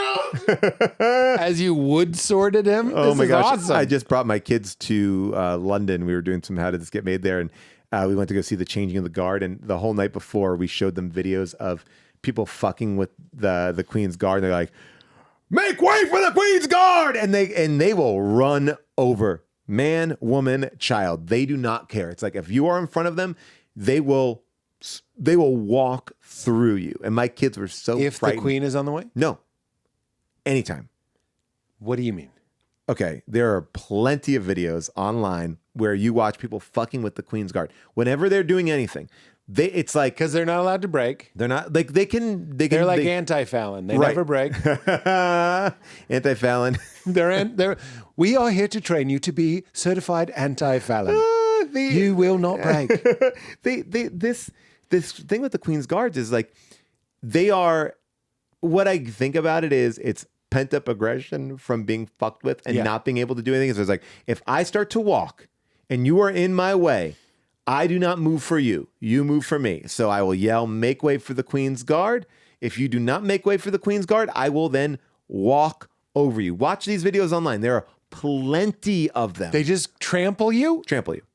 Like they're not, Where are they going? They're doing their little trot? They could be like, I'm leaving. They're allowed to just go like, I'm going for a stroll. They are. No, they have their like little routines. They're swapping positions. Yeah, right. It's like they're on guard, but like because they can't move. What you will see, or at least is what I learned, is like to move, to have a scratch on your leg. You might say, "All right, now I'm going to walk out, and I'm going to walk down, and I'm going to walk back," and it's like they can't move, so that's the way they scratch at the leg, or whatever they need to do. It's that's how they are. So they are creating their own. Whatever, or trail out some of the dirt from the hole in your cell that you're digging Shawshank style. They just kind of just shake it out. Yeah, shake it out. I knew you would get that. Oh, reference. Of course, 100%. Shawshank, which I call the Bud Light of movies. It's fine. It's fine, and you know what? It's no one's gonna make a big deal of it. It's like pizza. It's like it's good. I disagree. It's Shawshank. But it's like Shawshank now, maybe Bud Light. Shawshank when it came out, we were like, I just feel like it's like one of those movies where it's like, oh wow, yeah, humanity. It's like, yeah, there's not a crazy idea that we're showing in this movie. Talk about a guy who might be guilty. I think that guy might be guilty. You think Andy did it? Yeah, I think it might have been. You think Dufresne did it? Maybe. Hot take. Hey, hot take. Listen to my podcast. There's a couple things that I remember about Dufresne Shawshank. Files. I just wash my hair with shampoo. And I just wash my hair with Modern Mammals, which is why it doesn't look like a bale of hay you just took out of the microwave. Hey. Exactly. Modern Mammals washes your hair, but it leaves the natural oils you need for it to look perfect and in control. Wait, but it's not a shampoo? It's like a shampoo, but it's like a non-shampoo shampoo. But it cleans your hair. Like shampoo. But not shampoo. Because it won't dry it out. Like a shampoo. A non-shampoo shampoo that'll clean your hair like shampoo, but won't dry it out like shampoo. Shampoo. I think that's good. That's like our new slogan. Thank you. It's probably too many words. Modern Mammals. A non-shampoo shampoo that'll clean your hair like shampoo, but won't dry it out like shampoo. shampoo. That really scared me. I have a lot of power here. I can see that. Can you make me taller? I'm here for hair stuff only. Okay. Yeah, sorry. Healthy hydration isn't just about drinking water, weirdos. It's about drinking water plus electrolytes. And if you're a kid from the 90s like me, that usually meant drinking like a flat red soda that had a little electrolyte in there somewhere, but was really just like 360 calories from pure cane sugar horribleness. So, LMNT. LMNT is different. It's pure electrolytes, it's pure water, it's zero sugar, it's zero caffeine, and there's no dodgy stuff, and it tastes amazing, and it absolutely floods your system with everything that you're sweating out and losing during the day through your activity. Basically, you don't want to be dehydrated. You don't want to have headaches, you don't want to have low energy, you don't want to have cramps, confusion. I drink LMNT in the morning every day, and I feel like it jump starts my day, flooding me with potassium, magnesium, and sodium and water, getting my brain going, getting my body going. I heard a friend of mine who had LMNT at her house describe it to her friend as better than a cup of coffee. And I absolutely agree with that. If you drink it after you've been exerting yourself, or like me, just in the morning, it makes me feel amazing. It's become a huge part of my wellness program that I look forward to every morning.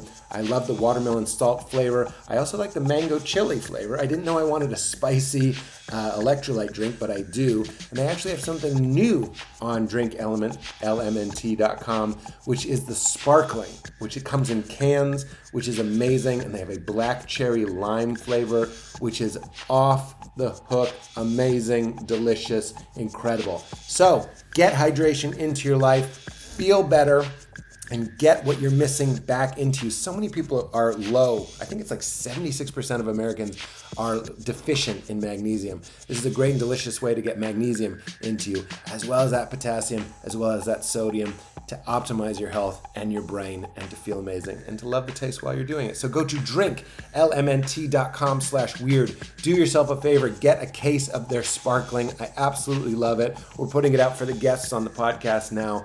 And if you use drinklmnt.com/weird, you will get a free LMNT sample pack with any order when you order, so you can try all of the flavors, which is super fun. If LMNT doesn't exceed your expectations, they have a no questions asked refund policy. You don't even have to send it back. So support your body, support the show. Go to drinklmnt.com/weird. Get your free sample pack with any purchase. That's drinklmnt.com/weird. All right, back to the show. One that it showed prison assault, sexual assault. Yeah. That was shocking. This is like pre-Oz. Oh, yeah. Way pre-Oz. And I remember being like, they're going to like talk about that? By the way, this is something I'm immune to because in my book, just only because you bring this up, one of the big threats that my stepfather would give me was if I made a mistake, I would go to prison and be raped. And I didn't understand what that was. That? So like rape in prison was like, so not like, I was like, so maybe I didn't even take in that Shawshank rape. I was like, yep, that's checks out. Just like my stepdad said. That's hey, the where's way your they stepdad do it. now? They're going to fuck you. I didn't even know what rape was, but I was like, I'm ready for it. Oh boy. I'm ready for Shawshank. Where is he now? I know where he is. How did he get made? Am I right? Hey. Oh wait, let me finish. Oh, yeah, I'll put a cap on the story and just say that. Now the craziest thing was, so the guy was gone. The cops came. They're like, okay, well, yeah, he's gone. And then I just went back to my house and spent the rest of the day there. And With the broken window. with a broken window. Well, yeah, with the broken window, and put the laundry room back together. And when my parents came home, there was this energy of like, well, you're fine. And I'm like, and you're talking about the Full House moment of it all. I was like, yeah, I am fine. And right, I'm fine. And it's like, there was no time, like I wasn't hurt, didn't have a broken arm, didn't have, like, wasn't, There was no understanding of emotional hurt. Right. And like where that could be a scary thing as The like place you slept was Winnie the Pooh. yeah, exactly. And like that, and that kind of like, but again, it was like, oh, right. Why am I complaining about this? It's, and that's the thing where it's like, as a kid, you go, oh, right. There's no, right. I'm fine. I'm fine. I hate it. Yeah, no, but I mean, but that being said, rape in prison is, an epidemic that we got to understand through Shawshank. I tried to do a bit about that where the whole premise of the bit was, why are we okay with that? I really don't understand. Like, Yeah. That don't drop the soap. Why is that like I've made this point a million. Because but I think why there's is that no a- humanity for criminals, I know, right? but and in the joke, yeah. look, it's more of a point. I didn't like doing it because I didn't like saying the R or that word on Yeah. stage over and over. But I was like, we look the other way because we're like it's part of the sentence. And Yeah. I'm like, then make the judge do it. Right, Let the right. judge decree how often it should happen. Right. But then I also But go it's like, also a humiliating thing to be like, that's what you deserve. no, that's not what you deserve. Yeah. Also, you go, how many assaults for fraud?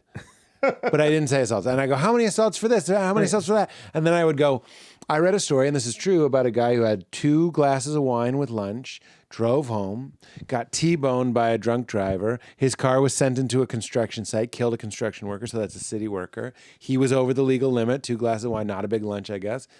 I don't know if that's true, the fallacy of food or whatever, but he was over the legal limit. He gets sentenced to manslaughter and drunken manslaughter. Yeah. It's like murder. So he goes to prison for whatever, 30 years. I go, who here hasn't had 2 glasses of wine and driven a car? And everyone applauds. And I go, how many assaults for you? That's How many assaults for us? yeah, right. That's us. But it's not funny. It isn't, but it is a true point. It's a good point. I know. It's a soapbox moment. I will tell you the joke that I could never get to work as a stand-up, and that's probably because I'm not a good stand-up. I had to do stand-up when we were touring for the league, so I would work, and I had like 10 minutes. Mark Duplass screamed at me, said, "You get out there and you do a tight 5." I was like, oh, I got to do this for the material. Do it. The material. This is a joke. Don't make me wake up, Jay. This is a joke that I feel like I can never quite articulate why I think it's so funny, but I do. M&M commercials.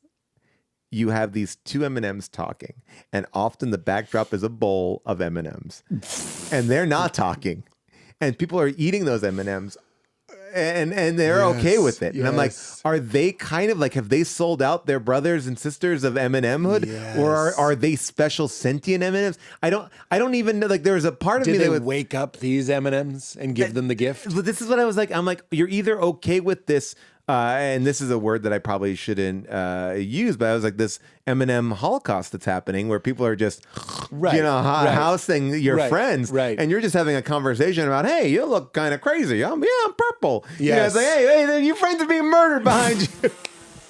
Johnny! How could you? It's the original zone of interest are those M&M's commercials.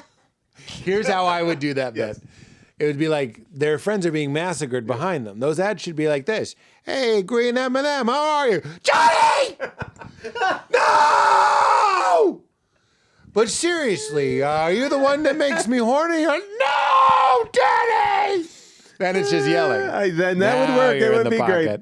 Now you're in the pocket. It's the same thing as when like you go to a barbecue joint and the mascot is a cow.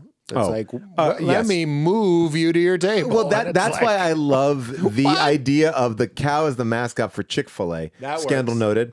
Is that a scandal? Chick-fil-A, yeah. What is They're happening? anti-gay, everything. Oh, okay. I thought there was a new one. Oh, no. Anti-gay, yawn. I'm just kidding. That's horrible. But I've known. I knew about that. But with the Chick-fil-A, at least that makes sense. It's a cow. It's like he's making crudely made signs saying "Eat more chicken." He's excited. He's selling out. No, he's not selling out. He's selling out the chickens. Yeah. Right. But it presupposes that the cows and chickens, like dwarves and elves, like don't like each other. I think it's even less about that. I think he's like, hey, people, like, I need to live. Like, it's like, it is less about, like, it's just like, But the reality is that cow is going to be slaughtered and he's going to die a turncoat to his animal brothers. Like, right. This is one of the weird things is like, yeah, we will eat more chicken. Yeah, that's a good idea. It's not like he's going to be spared. When they're at the slaughterhouse, they're not like, a lot of people had chicken. Let 25 cows go.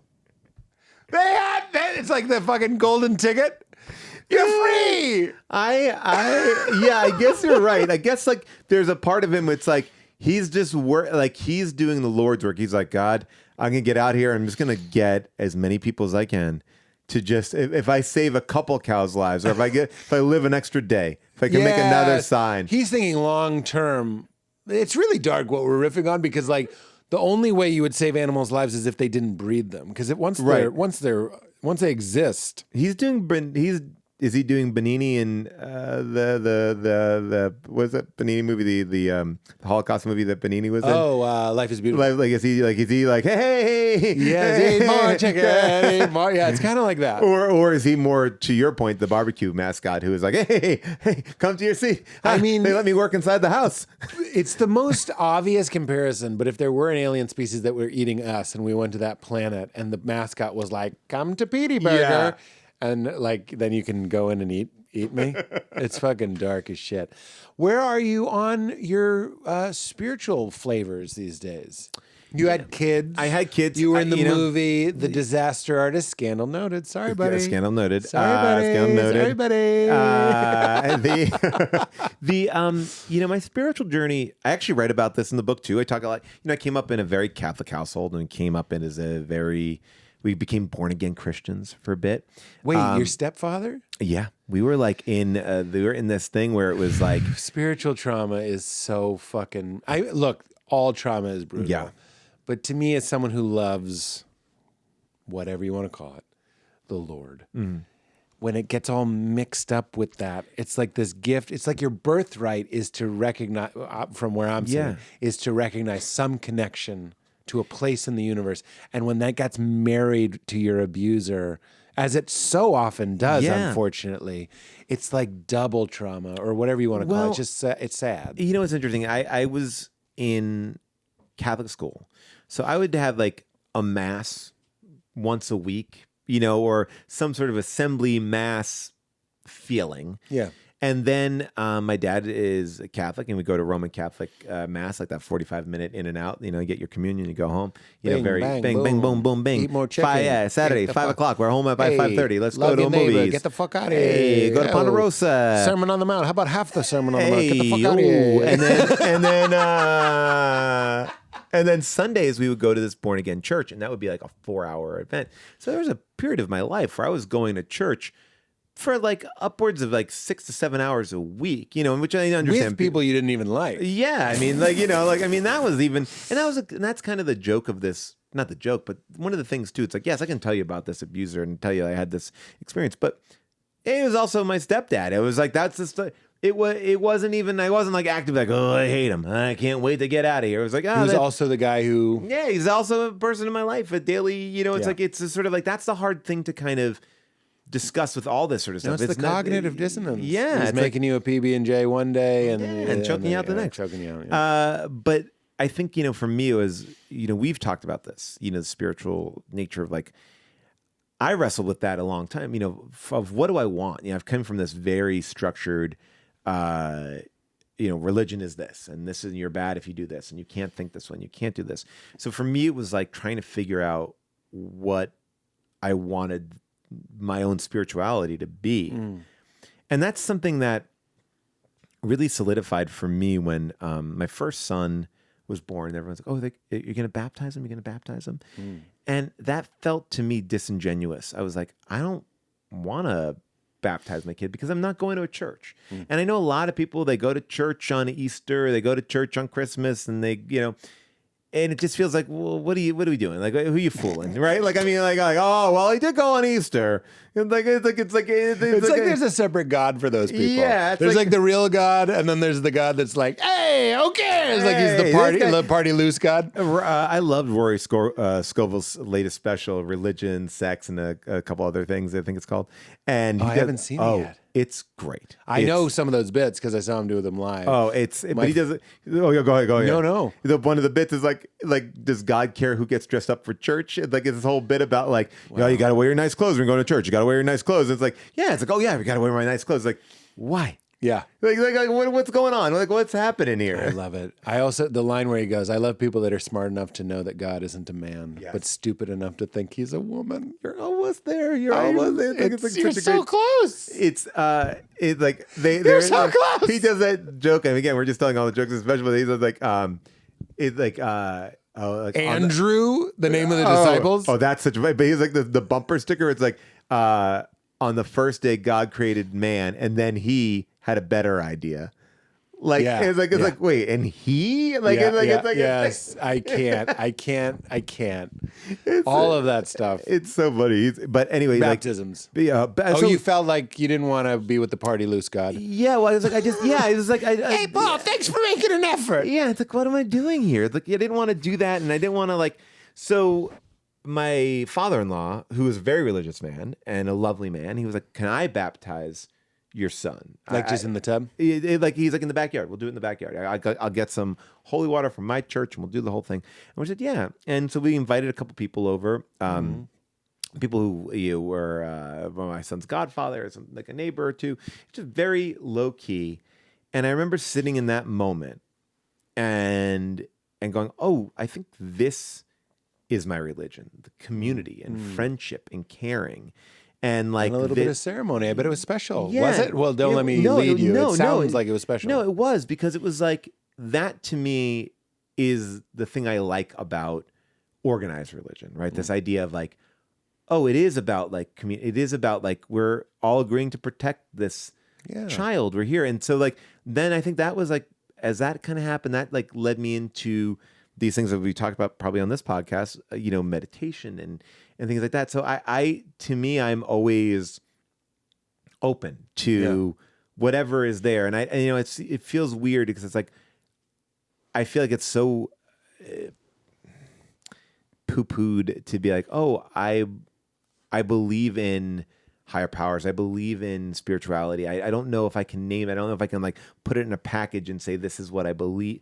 Like, I don't think it's like a black and white thing. If you ask me like, well, what do you believe in? I'm like, well, I believe in this and I believe in that. And so it's ever constantly evolving, but I think it all comes from something about like looking inward, working out. It's like, it's being the person that, it's like, it's less about like following rules. And it's about like, I think it's about like opening your mind, like this book was a spiritual journey for me in a way, like to like sit with it and wrestle with it. And so in that way, I think that's where I'm at, I know it's like, it seems whenever I talk about it, I feel like I get, it gets like gooey. I'm like, oh, I don't know what I'm saying, but I do, I feel strongly connected to these things. And I think a life with spirituality in it or a deeper understanding of something is important. I think it's also important to impart on your kids. So how old are your kids? 7 and 9. Edit that out. Yeah, I'm just kidding. Scandal noted. Scandal noted. These boys, these unholy boys. I love calling young boys unholy boys. No, they are. Look at these unholy boys. They're not baptized. But like, wait, I thought they were. No, not in one the of church. them. But Only not one in of the church. them. Yeah, only one of them. Grandpa's only. I know. Okay. Well, if he had stayed, he passed away, unfortunately. Oh, so I'm sorry. No, it's Scandal noted. No scandal there. But no, I didn't like. But yeah, no, like that's to me, and I know that you're on a very like I love seeing what you're up to and like where you're going, and I also think it's a bold way to be because you do live with it. Out like you talk about it. And I think we are in a world that does not value that. Yeah. It's hard to. No, it is without people going.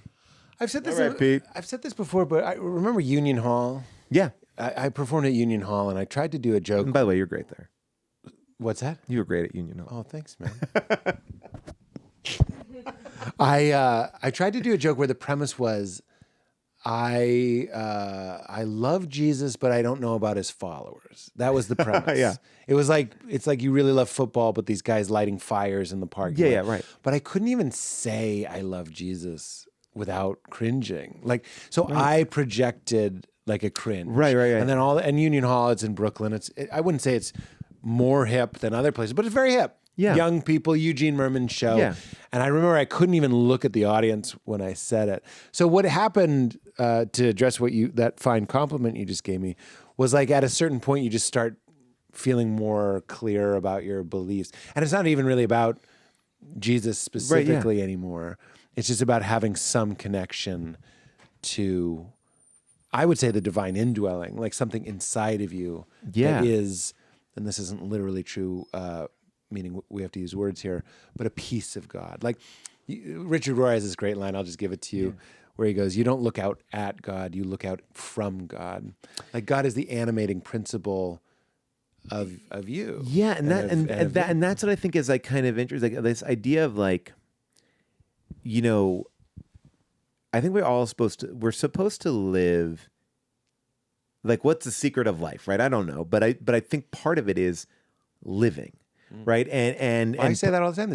The meaning of life is life. I see. Look at this. I see. I don't. Yeah, maybe you said it. No. By the way, but that's like this idea of you have to experience things. You have to look at things, and I think it's hard to look at ourselves and see where we could be better, you know, sometimes too. It's like these harder conversations that we have. Like I think as a parent, and there's certain things I hate saying.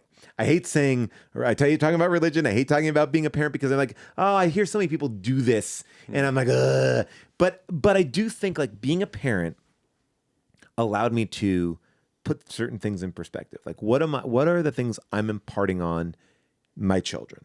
And one of the things, it just happened last night. My son, he's 9 years old. I love him to pieces. He's the best. But like we're like, hey, can you turn off the bathroom light? We're gonna watch a movie.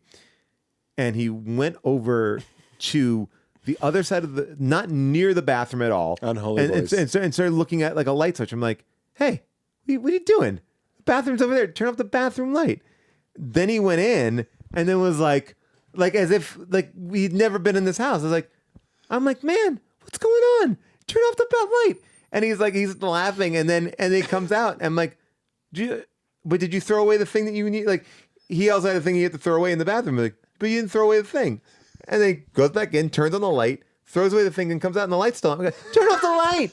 and we're just and I go, Gus, I said, do I need to like? I was like, I think I need to bring you to doctor and make sure that you got a brain. Like I was like, is there anything in there? Yes. And then his brother was laughing, we were laughing, and it wasn't even said like it was said with. I was like, Gus, I'm a little concerned. I was like, I don't need to. I was like, I don't need to get your hearing checked. I need to make sure there's a brain inside there. Yes. And everyone was laughing, and then he came over, and then he started like he was in bed with us, and he started crying. And I was like, "Oh no, This is parenting. This whole story is parenting." You know, and I was like, and I immediately felt bad. And wait, it was about the brain comment? There was a couple things that went on that day, but I think that was the thing that pushed him over the edge. But I want to take full responsibility for my comment and say that I'm going to say it was the brain comment. Yeah. And so he's crying, and he never is one to cry. And in that moment, I could do two things. And I think the old way of me doing things was I didn't want to make a mistake. I didn't want to fuck up. I didn't want to be a bad parent. I was like, oh, it's fine. I didn't mean it. You're fine. I was just joking. But what I did was I saw him crying, and I'm like, I am so sorry that I said that. I did not mean that. I totally understand why you're upset. I don't think that, but I apologize to you. By the way, just stop right there because A++. Val says this all the time. It's not avoiding these little moments. It's all about the repair. Right. And the repair actually makes it worth it. Yeah. Because this moment of a tiny little safe place wherein to almost rehearse heartbreak. Yeah. Your dad says, that's like a fucking joke from Curious George. Yeah, it's so simple. Just decide with you. No. But also feelings, we don't know. Sometimes Val says something to me and it hurts my feelings and I'm like, baby, I'm embarrassed that hurt my feelings, but it did. Like, that's just how we are.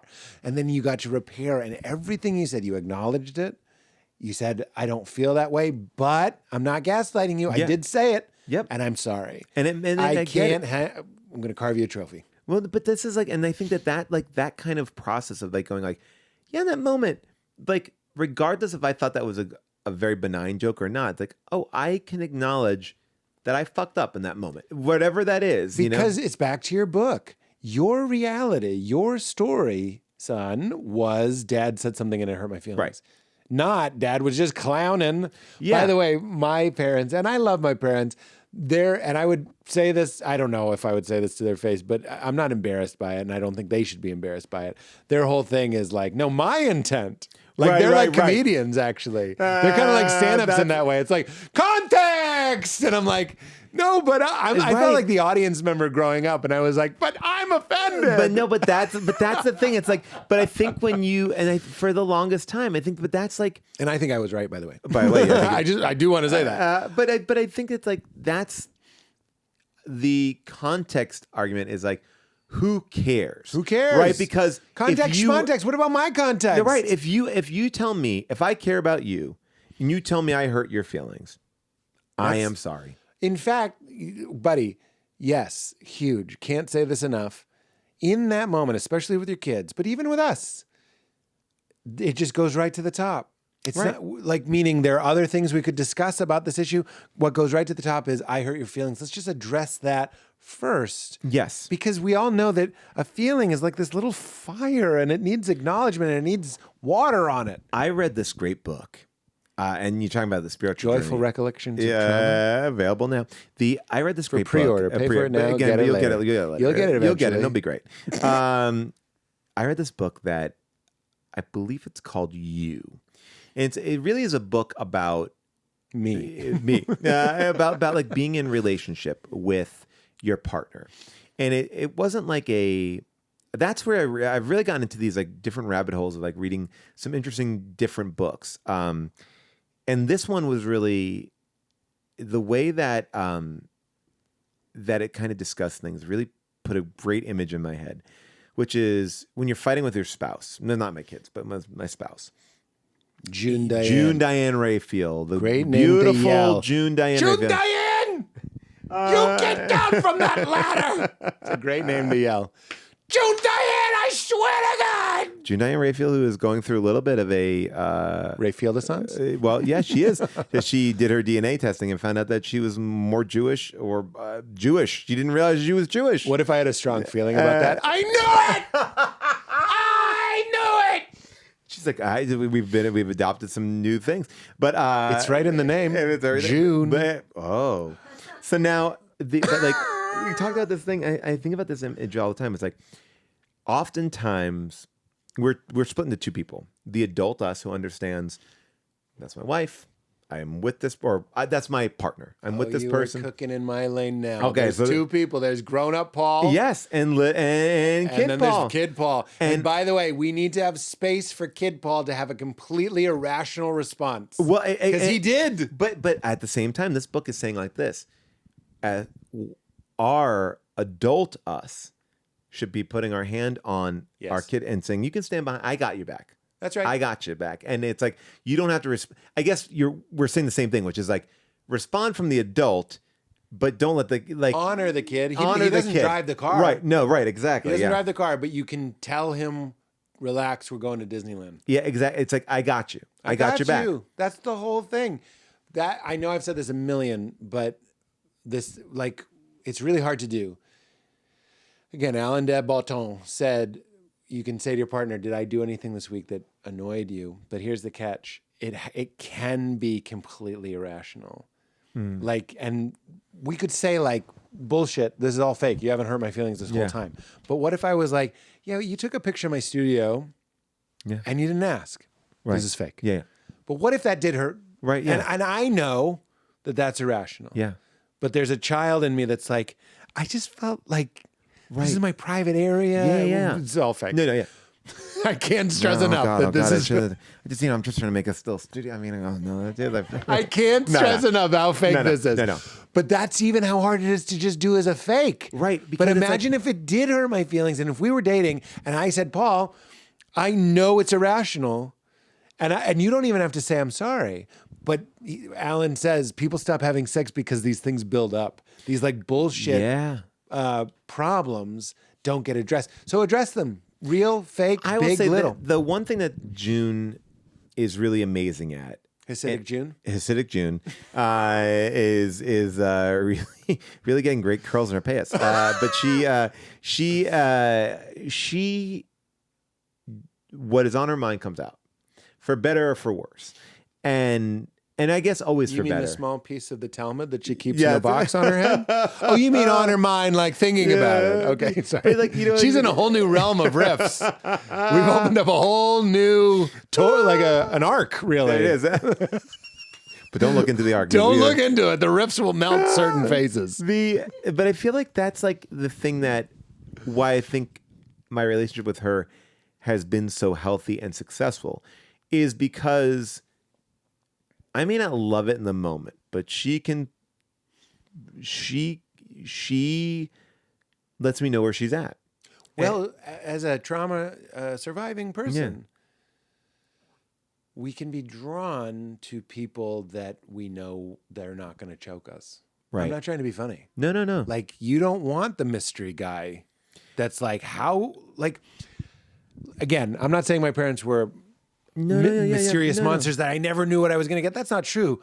But what is true is when I call them on Sunday, based on their hello, I know how it's going to go. Like, there's a lot of different ones. So I'm drawn to people and partners that I'm like, you say, and I can rely, and there you are. Well, and that's got to be the I think appeal. part of my journey was dating people that kept me equally on my toes. Yeah. In a bad way, right? Yeah. Like, I don't know where I stand. I don't, and that was familiar. That was the wound that was familiar. And again, Alan Day Button says, when you go on a date, oftentimes what you mean when you say I felt a spark is, I think this person can hurt me in the way that's familiar. Wow. Isn't that weird? So you go out and you're just like, I just don't know where the fuck this person is. What you're actually saying is, because like Val would say this if she was here, I remind Val enough of her dad that she can kind of work out her dad karma or issue with me in a safe way. And like watch me kind of change and grow and adapt and all these things and like heal past hurts. So I was interesting to Val and Val was interesting to me, although I don't know exactly how she... Right. Because I just... she's cotton candy to me. She's just all good. But like, there's got to be some underneath it. It's interesting because like June is... I love... like, there's the way of talking about it is like, I have to take away all the things like, yes, I love her and we have a great relationship, but it's like what she's also doing is activating that one weakness in me. That's right. Right? She's saying to me, she's you throwing hurt it in my your feelings, face. You hurt me, and the one thing that I don't want to do as somebody who has grown up the way I have is like, I am at fault. I've made a mistake. I have to say, like, it is constantly challenging me to be okay with creating a problem. And that's something that I think as somebody who grew up in that kind of a household, that kind of life, somebody who didn't talk about their situation, their life before this is saying, I won't even acknowledge what I won't acknowledge it. I won't go there. And she's forcing me to acknowledge and go there. And it's by the way, that's what I'm doing for Val. Val's doing that for me big time. The things Val is teaching me outweigh what I'm quote unquote teaching her. But like Val today, because of the eclipse, and she's like, she's in Aries rising, and she's got like a moon in Aries or something. And she's like, I feel like you today. And she's like, I'm just saying what I mean and emailing people and asking what I want and believing that I deserve it. And I was like, oh yeah, we're both helping each other. Yeah. Like there's a little go get 'em tiger that I can give. And I think that is, you know, it's important to like, I think it's important to go on a journey with people who want to meet you there. And I think it's also at the same time too, it's like, it's important to protect yourself from people who can do you harm. Right. Like, and I think it's like, this is going back to the spirituality of it all too. It's sort of like, all right, I can protect my kids. I can protect my kids from situations. Like if I see something they don't like, I can advocate for them. Like, it was funny. I'm trying to tell which. My son goes to school, and of course that's not a shocking word. They were having they had an author event at the school. This woman came in and she'd written some books, and it was during Black History Month. My son has many Black students in his class, and they were talking about some of the things that had gone on with Black people in our country and all that sort of stuff. And one of these kids in his class raised his hand. He goes, well, I know something about Black people. They call them the N-word. And he said the N-word. He said it. He said it. Oh, no, he said the phrase. He said the phrase, the N-word, not the actual word. And the teacher's like, yeah, we're not talking about that. And then this moved on, and my son came home and he was like, in class today, this kid said, like, it was like, hey, what is that? Like, he came home like with a new thing, but like was like, I didn't understand it. Why did they just like gloss over it? Like, why did they like what? Like, because it was like that kid got in trouble for like, I think that kid was like, oh, I am offering up my knowledge here. By the way, I remember some gay people came to our school to talk about gayness. Yeah. And I don't remember what it was, but I stood up just like this kid and was like, I know a lesbian fun fact. That's what I said. And then I don't remember what it was, but I was like, what could it have been? What could it have been? It was not chill, but I remember lesbian fun fact got a laugh. That is amazing. I know. And it's like, and you know, when they kind of glossed over it, and it was like, okay, look, I want to make sure that, like, I don't know if this is a perfect example of this, but it's like we were able to go like, hey, we want to talk to that teacher and just say, hey, can we get the context of what that is? And why wasn't it addressed in a way that like that could be a little bit more respectful to it, or at least just moving on. Instead of like just putting it under the carpet. Like what is the version? Do you have an idea?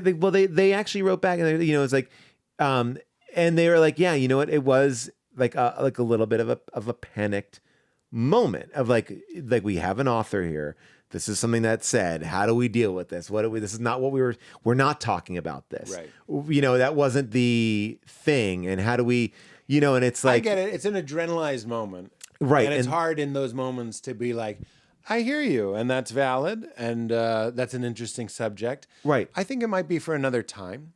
Right. Yeah, and it's like, something or like that. acknowledge like, yeah, that's a word that was this, or that was, you know, put it in some sort of, again, I'm not the teacher. I don't, but it's like, but we can talk about that thing and like, and go, this is maybe, it's maybe convoluting two different things, but it's like, it's saying like, I can be an advocate for my child and be like, hey, I want to now go to the teacher and just go like, hey, instead of me at home, I can have that conversation with my son and say, this is what it means. This is why you shouldn't say it. Get in the world. But I also can be like, I can be there and be like, hey, in case a kid didn't come home and do that, like I can get in there.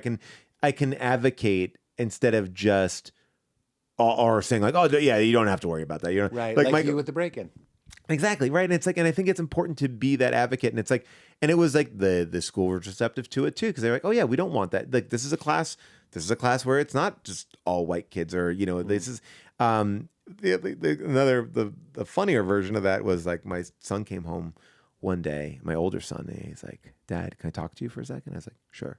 He's like, sit down. He's like, okay. He goes, do you know about the Holocaust? And I was like, yeah. He goes, it's pretty bad. And I was like, yeah. I was like, but it was like he had just learned about that day, and he thought he was breaking it. I got to tell Dad about the Holocaust. And I was like, okay. And it was a very emotionally wrought night for him. Like it was like something that was really on his head, and it's You're like really giving me a preview. I'm still in the baby kind of I know, yeah, and that's like I'm good. But how it's old was he when that happened? That was this year. That was 9. You know, so like, but what was kind of amazing about that was we could sit there and talk about it, and I guess maybe that's what I'm kind of drawing the through line to. All these things, and I'm talking about very heightened things: N-word, Holocaust, but they, them, gay, straight, whatever it is. It's like, we want to provide this moment of saying, I may not even have all the answers. I don't, but I can be there to talk to you about it. I can, you know. And you were saying you were tying that back to spirituality, and I get it, I think. Yeah. Which is, it's about like a spaciousness and an openness and a flow and a gentleness is what I'm hearing. Yeah, I think it's about like having dialogue, not being afraid to, going back to right or wrong, we'll have a moment. Like if you're having a moment about the Holocaust, I'm not going to make you feel better about the Holocaust. Like, you know, like, I'm going to allow you to. Well, that's a very spiritual thing is surrender and allowing is a huge, huge thing. And Not you know making that everything, from meditating. but not making everything right. I think that's like, that really is like, I think that there's a control that we all try to put on life. And, you know, like, I got it. I'm this and this and this. And don't worry about it. I got this. And it's like, it can be messy. And maybe that's and that goes back to the whole thing. So you asked me a very simple question. I gave you an hour-long answer, but it's like, my answer to spirituality is it's this messy process of learning, failing, trying, understanding. and falling on your face, and then conversely, sometimes hitting it out of the park. But That's it's right. but it's all equal. The hitting it out of a park, like I'm not even proud of that moment of saying I'm sorry to my kid or I hurt your feelings, because it's like, well, yeah, and then tomorrow, like I read this book called like The Art of Tennis, or the book Under the Guise of Tennis, and it's like, don't criticize anything that you do. You make a swing and it goes out, the ball went out. It's not like I'm bad with my forehand. Yeah. You know, if you hit it into the net, it's like, oh, I hit it into the net. It's like, it's just that's life, and that like kind of balance of just like, it's all I need to do is just be focused on hitting the ball, and sometimes I'll hit it, but I'm not judging how I'm hitting it. I'm just hitting the ball, and that's. So sorry for that very long way of getting to that, but that's great. But that's what I think. That's where I'm at in that zone. That's funny. That's something I've been doing lately. Lara Bites and I went to Vegas to do a show, and I was doing it with her because she's my friend. I just kept going, and now this moment. Because Vegas is weird like that. You'll be walking in the floor, and there's slot machines. Yeah. And you're like, and now this moment. And then you go in to a restaurant, and there's a huge Easter Island head, and you're like, and now this moment. But it helped me, even though it was a bit, it helped me go like, we can do it right now. And now this moment. Right. You're just in it. Yeah. And it's like, and this ball, this, right, can I hit the it over next the thing? It's like, and there's no reason to critique it. Like there's no like scoreboard. Yeah. Right. And it's like, and that's, I think, the thing that, like, what are we working towards? It's like, well, just working towards being happy and healthy, and, you know, who knows in the moment you'll be taken out, you know, it's like, you know, and it's like, and so it's like, well, you don't have to keep score. So if you don't have to keep score, you don't have to win. And you don't have to worry about losing. So that's a kind of a great way to hopefully be. That was in my book too, where I wrote, "There is no test." Yeah, it's the high school dream where you think you're going to fail, and then you realize there's no test. I've had some psychedelic experiences too, where I'm just like, oh my god, we have that model is completely wrong. No, I mean, they don't do tests in my kids' school. It's really interesting. Like it's the grading is like, are you proficient? Or do you need work, or meets expectations? It's like, it's interesting. Wow. So it's like you know, you're in this zone. Needs work is the F, and right. Meets expectations. But is it's the also C. like they're also saying, like, to them, it's like needs work means like I need to do a better job. That's right. Instead of fail. Yeah, fail. You need work. You know, you need work. You need work. We all need work. We all need work. And you'll get there. What's the big deal? You need work. Get some work. Just like you want to get work. You do the work. You don't do the work. You need work. Do the work. If you didn't work, you know why you need work? It didn't work. Do the work. Do the work. I just think it's like, you know, I don't know. There's when you are, I think, a lot different than I am, in the sense that you put yourself out. You know, on this podcast, in your conversations. By the way, I've been inundated with ads for you on Instagram. Which one? You got an ad. Like, I feel like it's like I always want to know. It's like a masterclass ad or something that you're doing. No, it's not. Yeah, it is. You're doing something. You're talking about, like, you're sitting there and you're talking about the creative process, and I get it all the time. It's like it's definitely not from your account. What is it? What is the product? I feel like it's not like this. It's not like that. Is it Magic Mind? Oh, yes, it is. Yes, okay. As long, you know what it is? You're just catching me going like, boy, I hope no one's ripping shit and just making ads. Oh, no. That's an approved Holmes ad. Yeah, that is a thing. But I'm like, yeah. I go, it gets me every single time I do. I'm like, yeah, man. But like, I do love this Magic Mind. It's great. Somebody put this in a gift box that I had. Oh, okay. I'll have them send you a whole bunch. Oh my gosh, it's because I actually, this is not a joke and not an ad, and I'm not doing this because you're saying. In the final writing of my book, I was like, I had such a crazy end part of my book that was God, I'll say this as someone who does ads for Modern Mammals right here, VITA COCO. Oh, these are all sponsors. At least they're things I actually like. You know what I mean? Me too. That makes me feel clean. Now, to your point about psychedelics, I believe. Have you done the ayahuasca? No, have you? No, but I would like to do it I'd like to do it the real way. Like the go in the jungle? In the jungle. Yeah. Do it I've heard about people in Hollywood doing it there. Like, oh, we do it by my pool house. I'm like, no, thank you. Or like, oh, I did it while my kids were at summer camp and I'm done by 4. I'm like, A lot of people say the jungle has a lot to do with it. I imagine. I have a friend who we both know, but I won't name that person. Life changed from ayahuasca. Like literally 180. Everything changed. What? And John Gabris? done. Changed. Different. Done. But I think that there's something really interesting. I've also had these. What do you mean? Like what changes? Like just his outlook or their outlook? You ever see a friend who's stuck? You know that they're stuck, right? You're like, oh, You're stuck. you're stuck. You're stuck. You're stuck. You're stuck. You're stuck like Andy Dufresne in that prison cell. Yes. Yeah, And I'm walking out the ashes. But like, do you see? And it's not to say like who has any control over career or anything like, but stuck in like life. It's like and it's like, and I watch this person flip a switch. I had an amazing experience. Now I'm remembering I had this amazing experience. I had a ceremony done and with these two amazing people that I met, Grant and Celeste, and they came to our house and did this ceremony, and By the pool house? by the pool house. And now look, I'm saying I don't want to be one of those, but It wasn't ayahuasca. It wasn't ayahuasca. There was no drugs involved. Oh.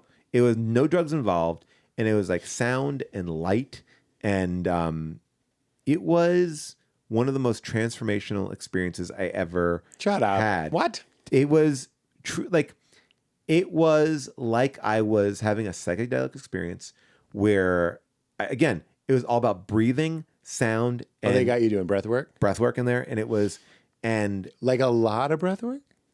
yeah, I mean, I think it was like a lot of, like For like a long time? um. I'm trying to out them and be like, that was the breath work. No, I'm glad you brought a jukebox, but you do enough breath work. Yeah, no, I like look. Obviously, the breath work. Yeah, is but they like, guided you through it. it was a fully guided. Like it wasn't like they put on a track and it, Yeah. but they guided us were through legit. I'm getting their number from you. I love this. They were absolutely amazing, and I had this moment of being with them where I saw like my life changed in small ways because of that moment. Like I think I was able to tackle certain things I would never be able to tackle. Like I Really? saw, and sounds, look, if we're telling stories, and now you know your audience is gonna be pretty open to this stuff, but I saw a version of myself that was,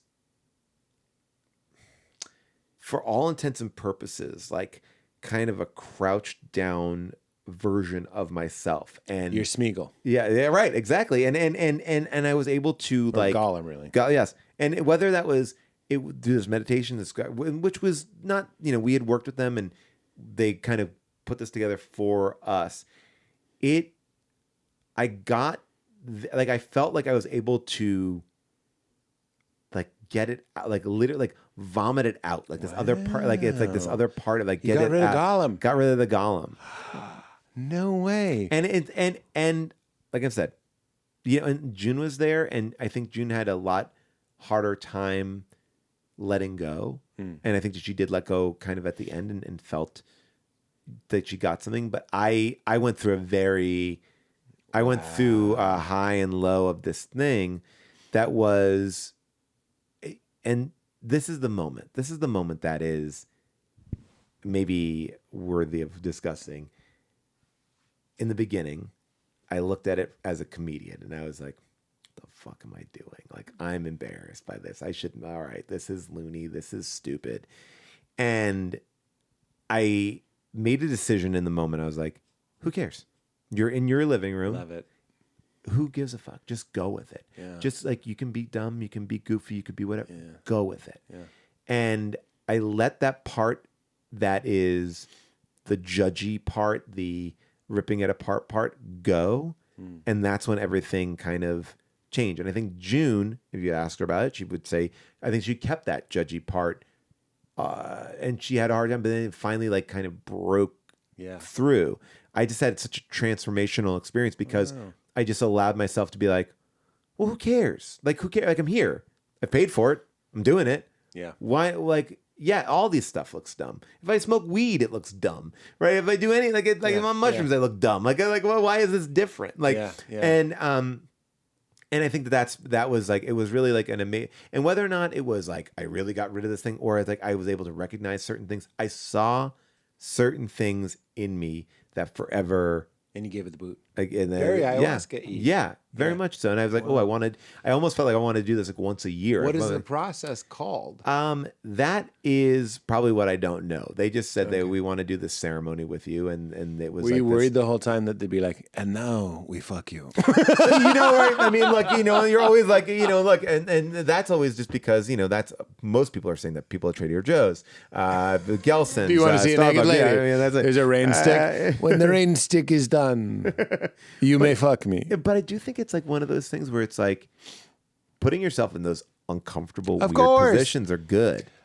This isn't the same, but I was just at the beach. It was spring break for Leela. We went to the beach one day, and I swam. I don't know if I should have. I think there was a good amount of sewage in the water. I don't know. Yeah, that's always a tricky thing. Always tricky. I have an earache. Anyway, I got out, and it was cold water, obviously. And usually when I get out of cold water, I do this little thing to warm up. You doing plunges? Oh, yeah. I do plunges every day. Plunge it up. Love it. Do you warm after you plunge? No, I can't. I can't do that. What? No, that wrecks the whole plunge. What are you talking about? You're supposed to, like... The whole point is you never warm. No. You plunge, and then you get in the hot. No, you never get in the hot. You get in the hot, you go to the plunge. What? The effects of the plunge are derailed by the hot. Derailed to schmale. You're getting in the plunge and then getting out, and you think like all of your body's like recouping and like warming itself up. That moment of like that sensation, that freezing cold that you feel like has activated my body, and then I'm like, then it's like it's on. For the day, you mean? Yeah. Well, let me tell you what I'm doing. All right, let me hear it. I'm doing cold. Okay. Then I'm doing hot. Okay. Then I do cold again, and then I don't hold it. Oh, okay. Then that's fine. Yeah. You want to end on cold. Yes. But going between the two is like doing this to your central nervous system. But you got to end on cold. On cold. What I do is I get... we thought we were going to have a big fight. A big fight. Now what I do is I get in the shower. I take a hot shower. I get myself all... Because I was having trouble. Were you hot first? Well, now what I've been doing is I get in a hot shower. I wash myself so I'm nice and clean. And then I go to cold water. Then I get it. And then I get in cold. And you cold plunge? And then I cold plunge. Well, I'm going to critique. Yeah, please. Got it cold first. Well, but here's the thing. I get in that cold plunge. I don't want to get in that cold plunge dirty. I got to figure out how to get shower at night. Maybe I guess I am like, I'm a hairy man. I got to get like a layer of some of that hair off before I get in that cold plunge. Gets the filters all fucking clouded.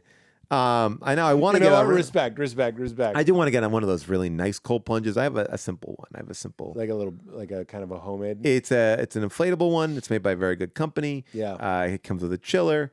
Okay. I enjoy it. Okay. I got a chiller. I do my whole thing. The chiller's the thing. I love the chiller's the thing. But then you look at those really fancy ones. Oh, that's the Cadillacs. I use what I don't. They used to be a sponsor. The coldplunge.com. I'm pretty sure it's just called the plunge. It's really nice. Well, that's one of the high. That's one of the high levels. Pretty nice. Steve Harvey does the plunge. Steve Harvey. We talked about he stole that bit from me. Hey, Cat Williams. All right, so Cat Williams. Wait, what was it you were saying before that we got into plunging? You said, and I was like, I want to do. It's called horse stance. It's what you do to warm up. Yeah. And I was like, I should just stand in the water. There's a couple of people on the beach. Just stand in the water and do it. Who cares? Right. And I did. I'm proud of myself. Yeah, I did. you know what? Because who cares? Well, that's it. Who cares? Honestly, who cares? Yeah, it's like, but this is like, and then the show just ends. No, I don't mean it like that. But I mean it's a powerful question. Well, because it's who like, cares? Because we often are looking at it's like that. I go back to that phrase all the time. No one's thinking about you. Like, do you think they are? It's you wouldn't worry about what people thought about you if you knew how seldom they did. Yeah, that's it, right? And that's it. And it's sort of like this. I think these people on the beach are going, "Who was that fucking guy?" Or cool. Like, by the way, when I see it, I'm not saying you're an older man. But if I see an older man on the beach doing some fucking, I'm like, some guy near the grave. But like when I see that, I'm like, almost like, cool. Respect. Yeah. That's because we're old fucking dudes. I mean, it was so funny. I saw something on Instagram today where like it was like I was fed this. I don't follow Hollywood bus tours. But isn't it funny? You don't have to anymore. No, it's just like if you don't click it at the top, it's like and thank God I don't get political content anymore. Did you see they shut that off? They did? Yeah. They like in the middle of the night, they're like, oh yeah, if you want to get political content, you just have to hit a button now. Like, but they've shut that off that you can't get political content on Instagram? Yeah. Really? Is this good or bad? Well, I think it's depending on what you like. If you like to understand politics, it would be bad. Like bad that they're turning it off. Yeah, but I thought the whole thing with social media was like it's just fucking echo chambery misinformation. Right. I think that like it depends. I don't ever find like you're right. I mean, yes, I think you're right on some level. My first thought, all you're saying is my first thought was like good because they can't seem to do it right. But by the way, I haven't turned it back on because I'm like I don't see like I'm missing that much. I follow my people that I follow, and that's it. Yeah. Go on. But Hollywood bus tours, it was so funny because it was like you hear the guy go, "Hey, there's Will Ferrell," and it's Will Ferrell jogging on Mulholland Canyon Drive, just jogging, just not shooting a movie, just jogging up this giant mountain. And I'm like, I didn't give a fuck. He's Will Ferrell. He's like not out. Like he's like he knows he's gonna get recognized every time the fucking bus goes by him. He doesn't care. And he's like, this is a good run for me. I'm gonna run up the side of this mountain. And I'm not wearing a bucket hat. Yeah, and I'm like, and it was like, oh, there was like such a level of like. Give a fuck. Respect. Yeah, it's like I total respect for that. I was like, that's great. Honestly, in the good way, we're all dead anyway. In the good way. In the good way. Nobody's going to be like, I wish I'd been more embarrassed at the end of your life. Yeah, it's like, and by the way, like that embarrassment is what it kind of makes you too, I think, in the way. Like, it's good to be embarrassed. It's good to feel them. Oh, like, yeah, it's novelty. Like, this is why, like, with my kids, I feel like so... I'm irritable with the fact that what they have to watch from movies sucks. And I'm like, you forget, like when you watch a movie like E.T. or when we watch a movie like E.T., we're crying. E.T.'s dead. Like what's going on? Or we see some crazy moment in Goonies where they're taking a kid and they're going to put his hand into a blender and we're scared. An adult is doing that to a child. And these things, like we forget, like they're teaching us emotions, empathy, right? But if we don't have anything that's dangerous or weird. I agree. It's like what are we like, and that's the movies and TV are the best place to learn it. I know. Safe. I agree. I was just watching something. I'm not going to say what it was because I don't want to shit on anything because I know how hard it is to make something. But let's just say it's a new show. It just came out this week, but you don't know when we recorded this. Although we said the eclipse and we said all these other things. So you kind of do. Now I'm trying to think what that is. Okay, it doesn't matter. I'll tell you off mic after you tell me who did the ayahuasca. I was just watching it. I was like, who the fuck wrote this? AI? Like really? I was just like, they're ticking every goddamn box. Yeah. Every single thing you're supposed to do, they're doing. Yeah. And I'm sitting there. I always quote Eric Andre. He said it on the podcast. He goes, my penis is inside my body. That's how unaroused I am.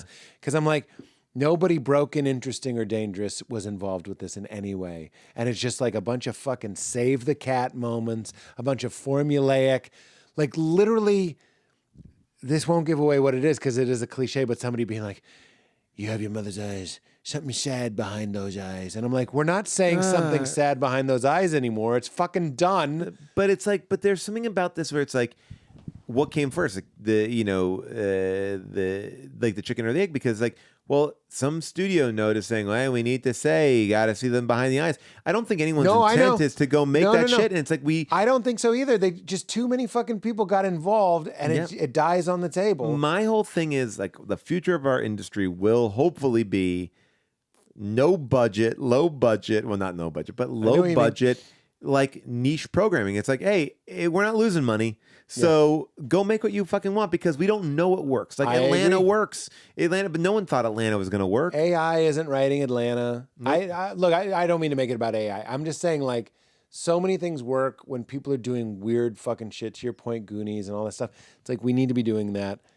I couldn't agree more. The movie that I talk about this a little bit in my book, only one line, is like it's the new Home Alone is a perfect example of it. Home Alone is a great movie because for many reasons, but primarily as a kid, you get to see like, oh my God, what would happen if I was home alone? I got to like, I can defend my house. And it's like, but when you look at it, you go like, oh yeah, so we got this movie. It's a little kid, these two guys, they want to break into his house, but then they like, you know what, let's kill him because, cause he's pissed us off too much. I think when I watched Home Alone, Leela was like, what do they want to do to him? Yeah. And I was like, Joe Pesci says it. Like the guy from Goodfellas is after Macaulay Culkin's orange lips. Yeah. It's like what? And and also his next door neighbor might be a killer. Anyway, you want to buy this kid's movie? I agree. But in the second one, there's an unhoused woman in the park. You know what I mean? Like, but fucking works. But the remake, Yeah. no one's bad. Everyone has a reason for why No, I they're know. doing It turns it. out they were trying to get the doll. It's I was like- in this movie, and Oh, I'm you're agreeing wrong. So with you. sorry, I It's forgot okay. about that. Yes, but No, you were actually very funny. You're in. We France. can agree. We can agree. But that to me was. It's not that. Sorry, movie. Pete. No, no, no. I was literally thinking, Zero. I'm just thinking of the director, and I'm like, I loved being a part of it. I Thank love you that for having director, me. too. He's a great guy. But I think even that director would know what we're saying. Well, but that- because we're just talking about the way that stories have changed. And this is the thing that you can't. That direct, I think you got great people in that movie. It's a fun, but you can't make a movie that doesn't check certain boxes. No one's Buddy, ever going to greenlight a movie where it's like, oh yeah, well those people can be, they can just be assholes who want to hurt this kid. I always take it to Seinfeld too. It's like nobody wants to make that show. Like these Yeah. shows are flukes. And you were Yeah. saying don't judge a show by its pilot. That show had to go like 3 seasons before it found itself. Yeah. Never happens anymore. So we're all trying to make these can't miss, doesn't offend anybody. But yet and nobody cares. But the only shows people are watching are The Office and Friends because there's like 15 seasons of them, and they are like, know. it's because people want the familiarity, but we don't even give them a chance to do a familiarity. It's absolutely true. I watch, including the show, which by the way might end up being good. I don't know if I'll end up giving it a chance. But I'm like, if this show came out in 1992, it would be fucking phenomenal. Right. But that's what I mean when we're saying it's derivative, and it's just going like, all the great things were usually like, I think of the first season of True Detective, I think of Mad Men, I think of Sopranos. Dramas, it's easier to hit out of the park in a first season because dramas are like a movie, right? Yeah. Like, so you can really there is something even in the pilot of an hour long. It's just 20 minutes or 30 minutes shorter than a movie. It's that's true. right there. It's like, That's true. You can nail it. Yeah, you can nail it. Yeah, the pilot of Mad Men they nailed it. The pilot Yeah. of Sopranos, they nailed it. Yeah. But a comedy is tricky. Even the pilot of The Office, I haven't seen the pilot of Friends, but like the pilot of The Office. The pilot of comedies, to your point about Katie Lowe's, who I like. You need 6 episodes. But comedies are based on ensemble, right? And familiarity. Yeah. And the reason why Schitt's Creek, it's like the best thing that ever happened to Schitt's Creek was it lived in obscurity for 4 or 5 years before people caught on to it. And here's what I'll say about that show. I really love that show. Is it as creatively, crazily inventive or comedically like pushing boundaries? No. But I put that up there as like one of the best shows because I'm like, it gave me characters I love to watch every week, and it just a situation that like I was all It's on Always board. Sunny. It's like I'm just It's just like on friends having board. fun, and those were real friends. I completely agree. And it's like, and that's what you forget, like, is the most important thing. I'm doing a show right now with June and Marta Kaufman, as a matter of fact. And one of the things is just stripping these shows down to its barest bones. It's like, you don't need. I agree. One of these things doesn't It's need funny. to be a sorcerer. I just turned in a script this morning, and I was like, can we just reduce this to the smallest possible thing and just let it be the ensemble? But it's like, you want to. In a pilot, I got to establish who they are, where they're going, what's this. It's like, no one cares. No one gives a shit. Nobody cares, and also nobody cares. Very rarely do you go like, oh, Taxi. What it is about is a small independent taxi chain. I'll talk about the characters of Office. Like, what's the premise of The Office? Nothing. It's The Office. It's the people Office. work in the office. Like storylines. That was the whole point, was that it wasn't high concept. Yeah, it's like, and I feel like that's the thing. Sorry, I didn't mean to cut you off. You didn't cut me off. You didn't. Let's close with some of these. Yeah. Have you ever seen a ghost? Yes. I wish I had said you seem like a guy who's seen a ghost. Sometimes I say that, and when I'm right, I'm like, when? What? All right. So my ghost story is very simple, but what makes it more interesting, I'll tell you in 1 second, which is I was in my house as a child, camping out on the floor. I didn't have any stepsisters at that point. I was alone in the house with my parents, too. The original. The original. I woke up and I saw this figure in front of me. I'm gonna even keep it vague like this. Figure like Yeah. Ooh. Yeah. like Looney Tunes. Yeah, and it was like over me, hovering over me, making eye contact with me, and I woke up and I had this moment, and I felt like I took it in, and I was calm, and then it lasted for a beat too long, and I freaked out, like, ah, and that it disappeared. And my parents came out of the room. So it wasn't my parents. It wasn't sleepwalking. It wasn't anything. Now, I had that moment. You can chalk that up to a million different things. Believe me, go get on your message boards. Get on your message boards. First, go T. for Cruz, Miscavige, 2. Let's go. But many years later, I haven't told that story. This guy comes up to me on set, and he goes, "You've seen a ghost, right?" And I said, "Yeah." And he goes, "I am an empath." He was like, "Your ghosts look like this," and described in detail what I saw, like exacting detail. And I was like, "Yeah." He goes, "I see it." So that's. Please allow me one moment. Yeah, please. That's what it is. That's what it is. It's a Home Alone moment. That's insane. It was, and I was like, that was it. It had nothing more to say to me. It wasn't like, now come and subscribe to my Patreon. It was it was like that was that. Wow. Now so there you go. What about the hardest time you've ever lifted? The hardest weight I've ever lifted, 500 pounds. No, the hardest time barbells, baby. you've ever laughed. Oh, the time you've ever laughed the hardest. People always correct how I ask that question. I think I remember this moment really clearly. It was in a movie theater in New York City. Rob Riggle, who is my friend and was in my improv team together, still is in my improv team. I lived in his eyebrows for a summer. Rob had just gotten back from war. Like he had been I think he was in Central Command in Florida with Tommy Franks. It was in that period of time, tip of the spear. And we all went to go see Jackass, the first Jackass in the movie theater. And it was a packed house, and the response to that movie was unlike anything I had ever felt. Like it was this community of just like people, like when people go, screaming, like what am I watching? It just felt like I don't even know. And I just remember I think there was like a oh my gosh, our friend is back.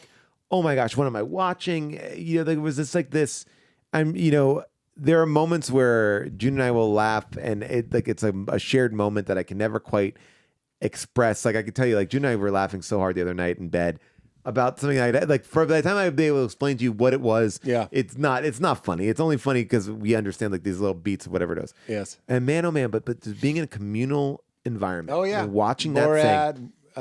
Fucking Jackass. Johnny Knoxville just did it, and I told him the same thing. I was these theater things are like events. They were crazy. It really is. It was like a moment where it's like, oh, I think back on, and I've had a lot of laughs. I laugh easily. I love laughing, but man, oh man, to be in a theater where you're looking to your left and your right, and everyone's like, what the fuck am I watching? Yeah. That's incredible. I love that. Val and I had one last night, actually. You made me remember, where I use mouth tape. Oh, yeah. Because it's for snoring, but it's also it makes me dream. I sleep so much deeper. I fucking love it. I'm sort of obsessed with mouth tape. Anyway, so I'm using mouth tape. But one of the tricks is when you put it on, you're saying that's it. I'm closed. Yeah, I am done. It's over. Yeah. So we're going to bed. We're not entirely tired. It's a little early. I'm getting in bed and I go, okay, I'm putting my tape on.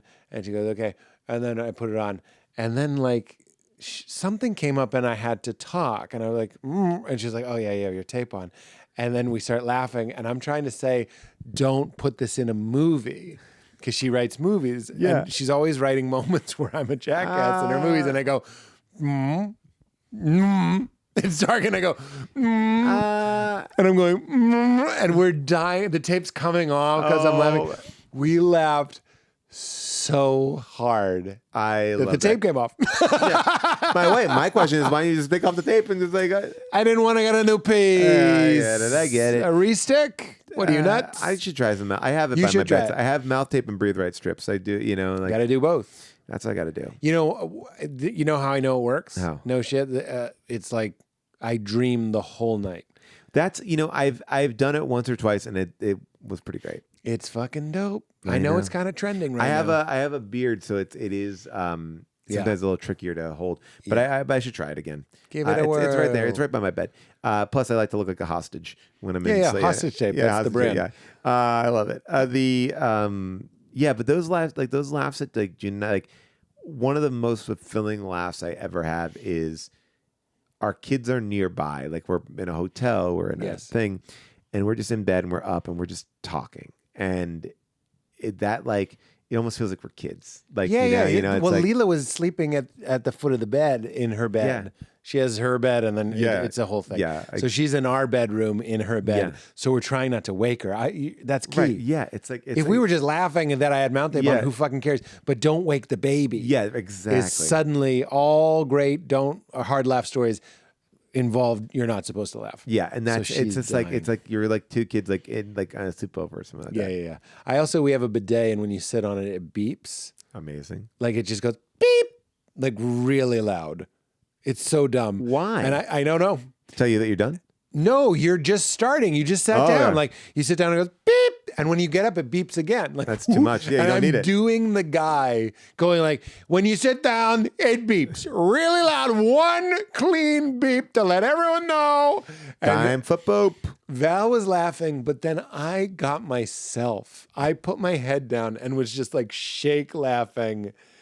That like at what I was saying, but also that Val even knew what I was talking about. It was such a great, wonderful moment. I had A single beep.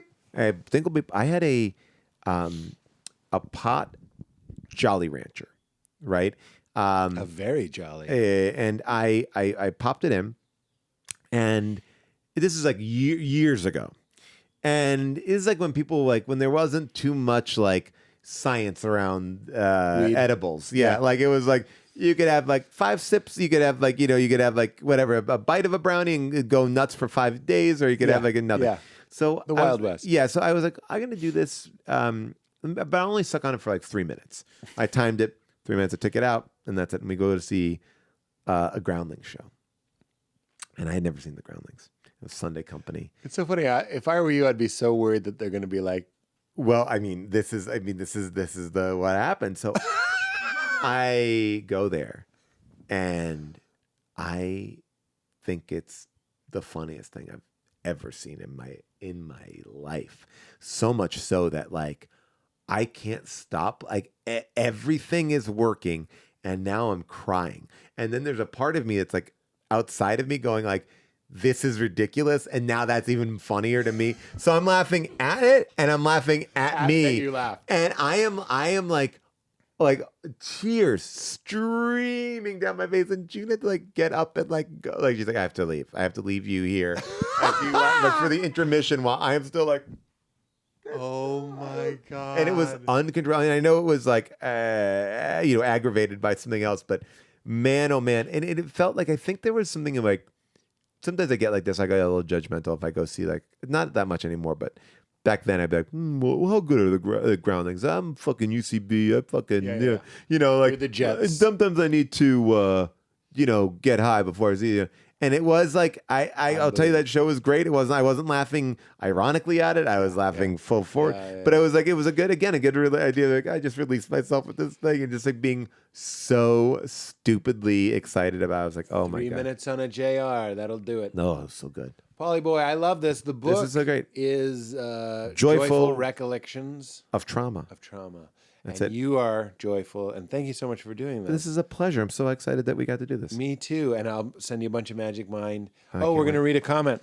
Katie, I remembered. Do you want to read it, Paul? You can read it. It's about Tom Cruise. Which one I have? Amazingly Human, 5 stars from... I have pink eye. You ever get pink eye? Just read the name. You don't have to read the comment. Just what is that? It's very faint. Okay. I don't know if I'm gonna touch anything if you have pink eye. It's not. It's going away. I'm on day 5 of antibiotics. I'm not contagious. It looks like Don't touch your asshole to my eye. Ukala or something. That's a Ukalia. It is a Crystalia. Crystalia. Oh wow, this is Scandal noted. Oh yeah. Ukaha. great. Ukaha. Oh no, it's Uha. Okay. A fun hang with your favorite celebrities, deep insights, hearty laughs. Stick around for the We Made It Weird episodes with lovely Val for healing and personal growth. So sweet. We never know where this podcast will go, but you will be entertained getting there. Consistently my favorite podcast since episode 1, a real gift. 5 stars. Thank you, guys. We're trying to build the show. We haven't actively tried to just build the show. I love that. Since we started. So please leave a review, and we will read some on the air. That's a good note. You know, how long have you been doing this show? 11 years? Wow. So it's hard. It's getting, you mentioned Smartless. Look, these shows are great, but like, how do you, and the answer, one of the answers is ratings and also maybe share this episode with a friend. Text it to a friend. That's it. Text it. Do it up. Text it to a friend. Text. What resource do we have to grow the show? Put it in an envelope. Audience, send it to your friends. Send it to them. 2 copies, Criterion. I've been wanting to do my Trump this whole time, and I didn't do it. I've been doing it too much. But it always makes me laugh. Yeah. But right here at the end, it's kind of creeping out. Do it. I want to hear it. Go. Paul Scheer, wonderful guy. Beautiful guy. Paul Scheer, he's an improv. He's a grounding. He's out there. He's licking a Jolly Rancher. Licks it. His wife, Jewish, just found out beautiful. The Jews love me. That's the show. The new Jews love me. New Jews love me. Old Jews, people that knew they were Jewish, people that didn't know they were Jewish. Dad, sit down. Do you know about the Holocaust? That's a callback. Paul. So fun. Thank you. You're the best. I really always love seeing you. This is the best. It's been far too long. I know. You're welcome anytime. Congrats on the book. Would you say keep it crispy? Keep it crispy. Keep it crispy. Beautiful crisp. Go to Villalago. Now this is Club. We are on Club Random, right? This is Club Random. What does that mean? Is that like an internet thing? No, that is Bill Maher's talk show. Club. Oh my God! Who is slumping out of the chair? Bill Maher, who Steve-O was like, "Hey, I'll come on your show, but can you not smoke weed while I'm on the show just because I'm recovering?" Yeah, and that's like, I'm very. And he's like, "No, I have to smoke weed." Wow, and that was it. That to me is like the best Bill Maher. New rule. What a new rule. I'll smoke weed even if you're recovering. In front of a sober person. That is brutal. Does that episode exist? Can you watch Steve-O watching someone smoke weed? Well, I mean, you can listen to any episode that Steve-O's not on. That's technically the one. Because Steve-O was like, he won't do it. He was like, I'll come on your show. Just and he said, I have to. Can you? Yeah, he's like, I have to. And then he said, then I can't. Yeah, so Steve-O was like, just told that story. He's like, yeah, they wanted me to come on, but he wouldn't not smoke weed, so I won't do it. Weird. Very weird. Well, there you go. Way to end the show. Should end it on the Trump. No, I love it. Keep it crispy. You made it weird. You made it weird. You made it weird. Oh yeah. You made it weird. You made it weird. You made it weird. Oh yeah. You made it weird. You made it weird. You made it weird. Oh yeah. You made it weird. You made it weird.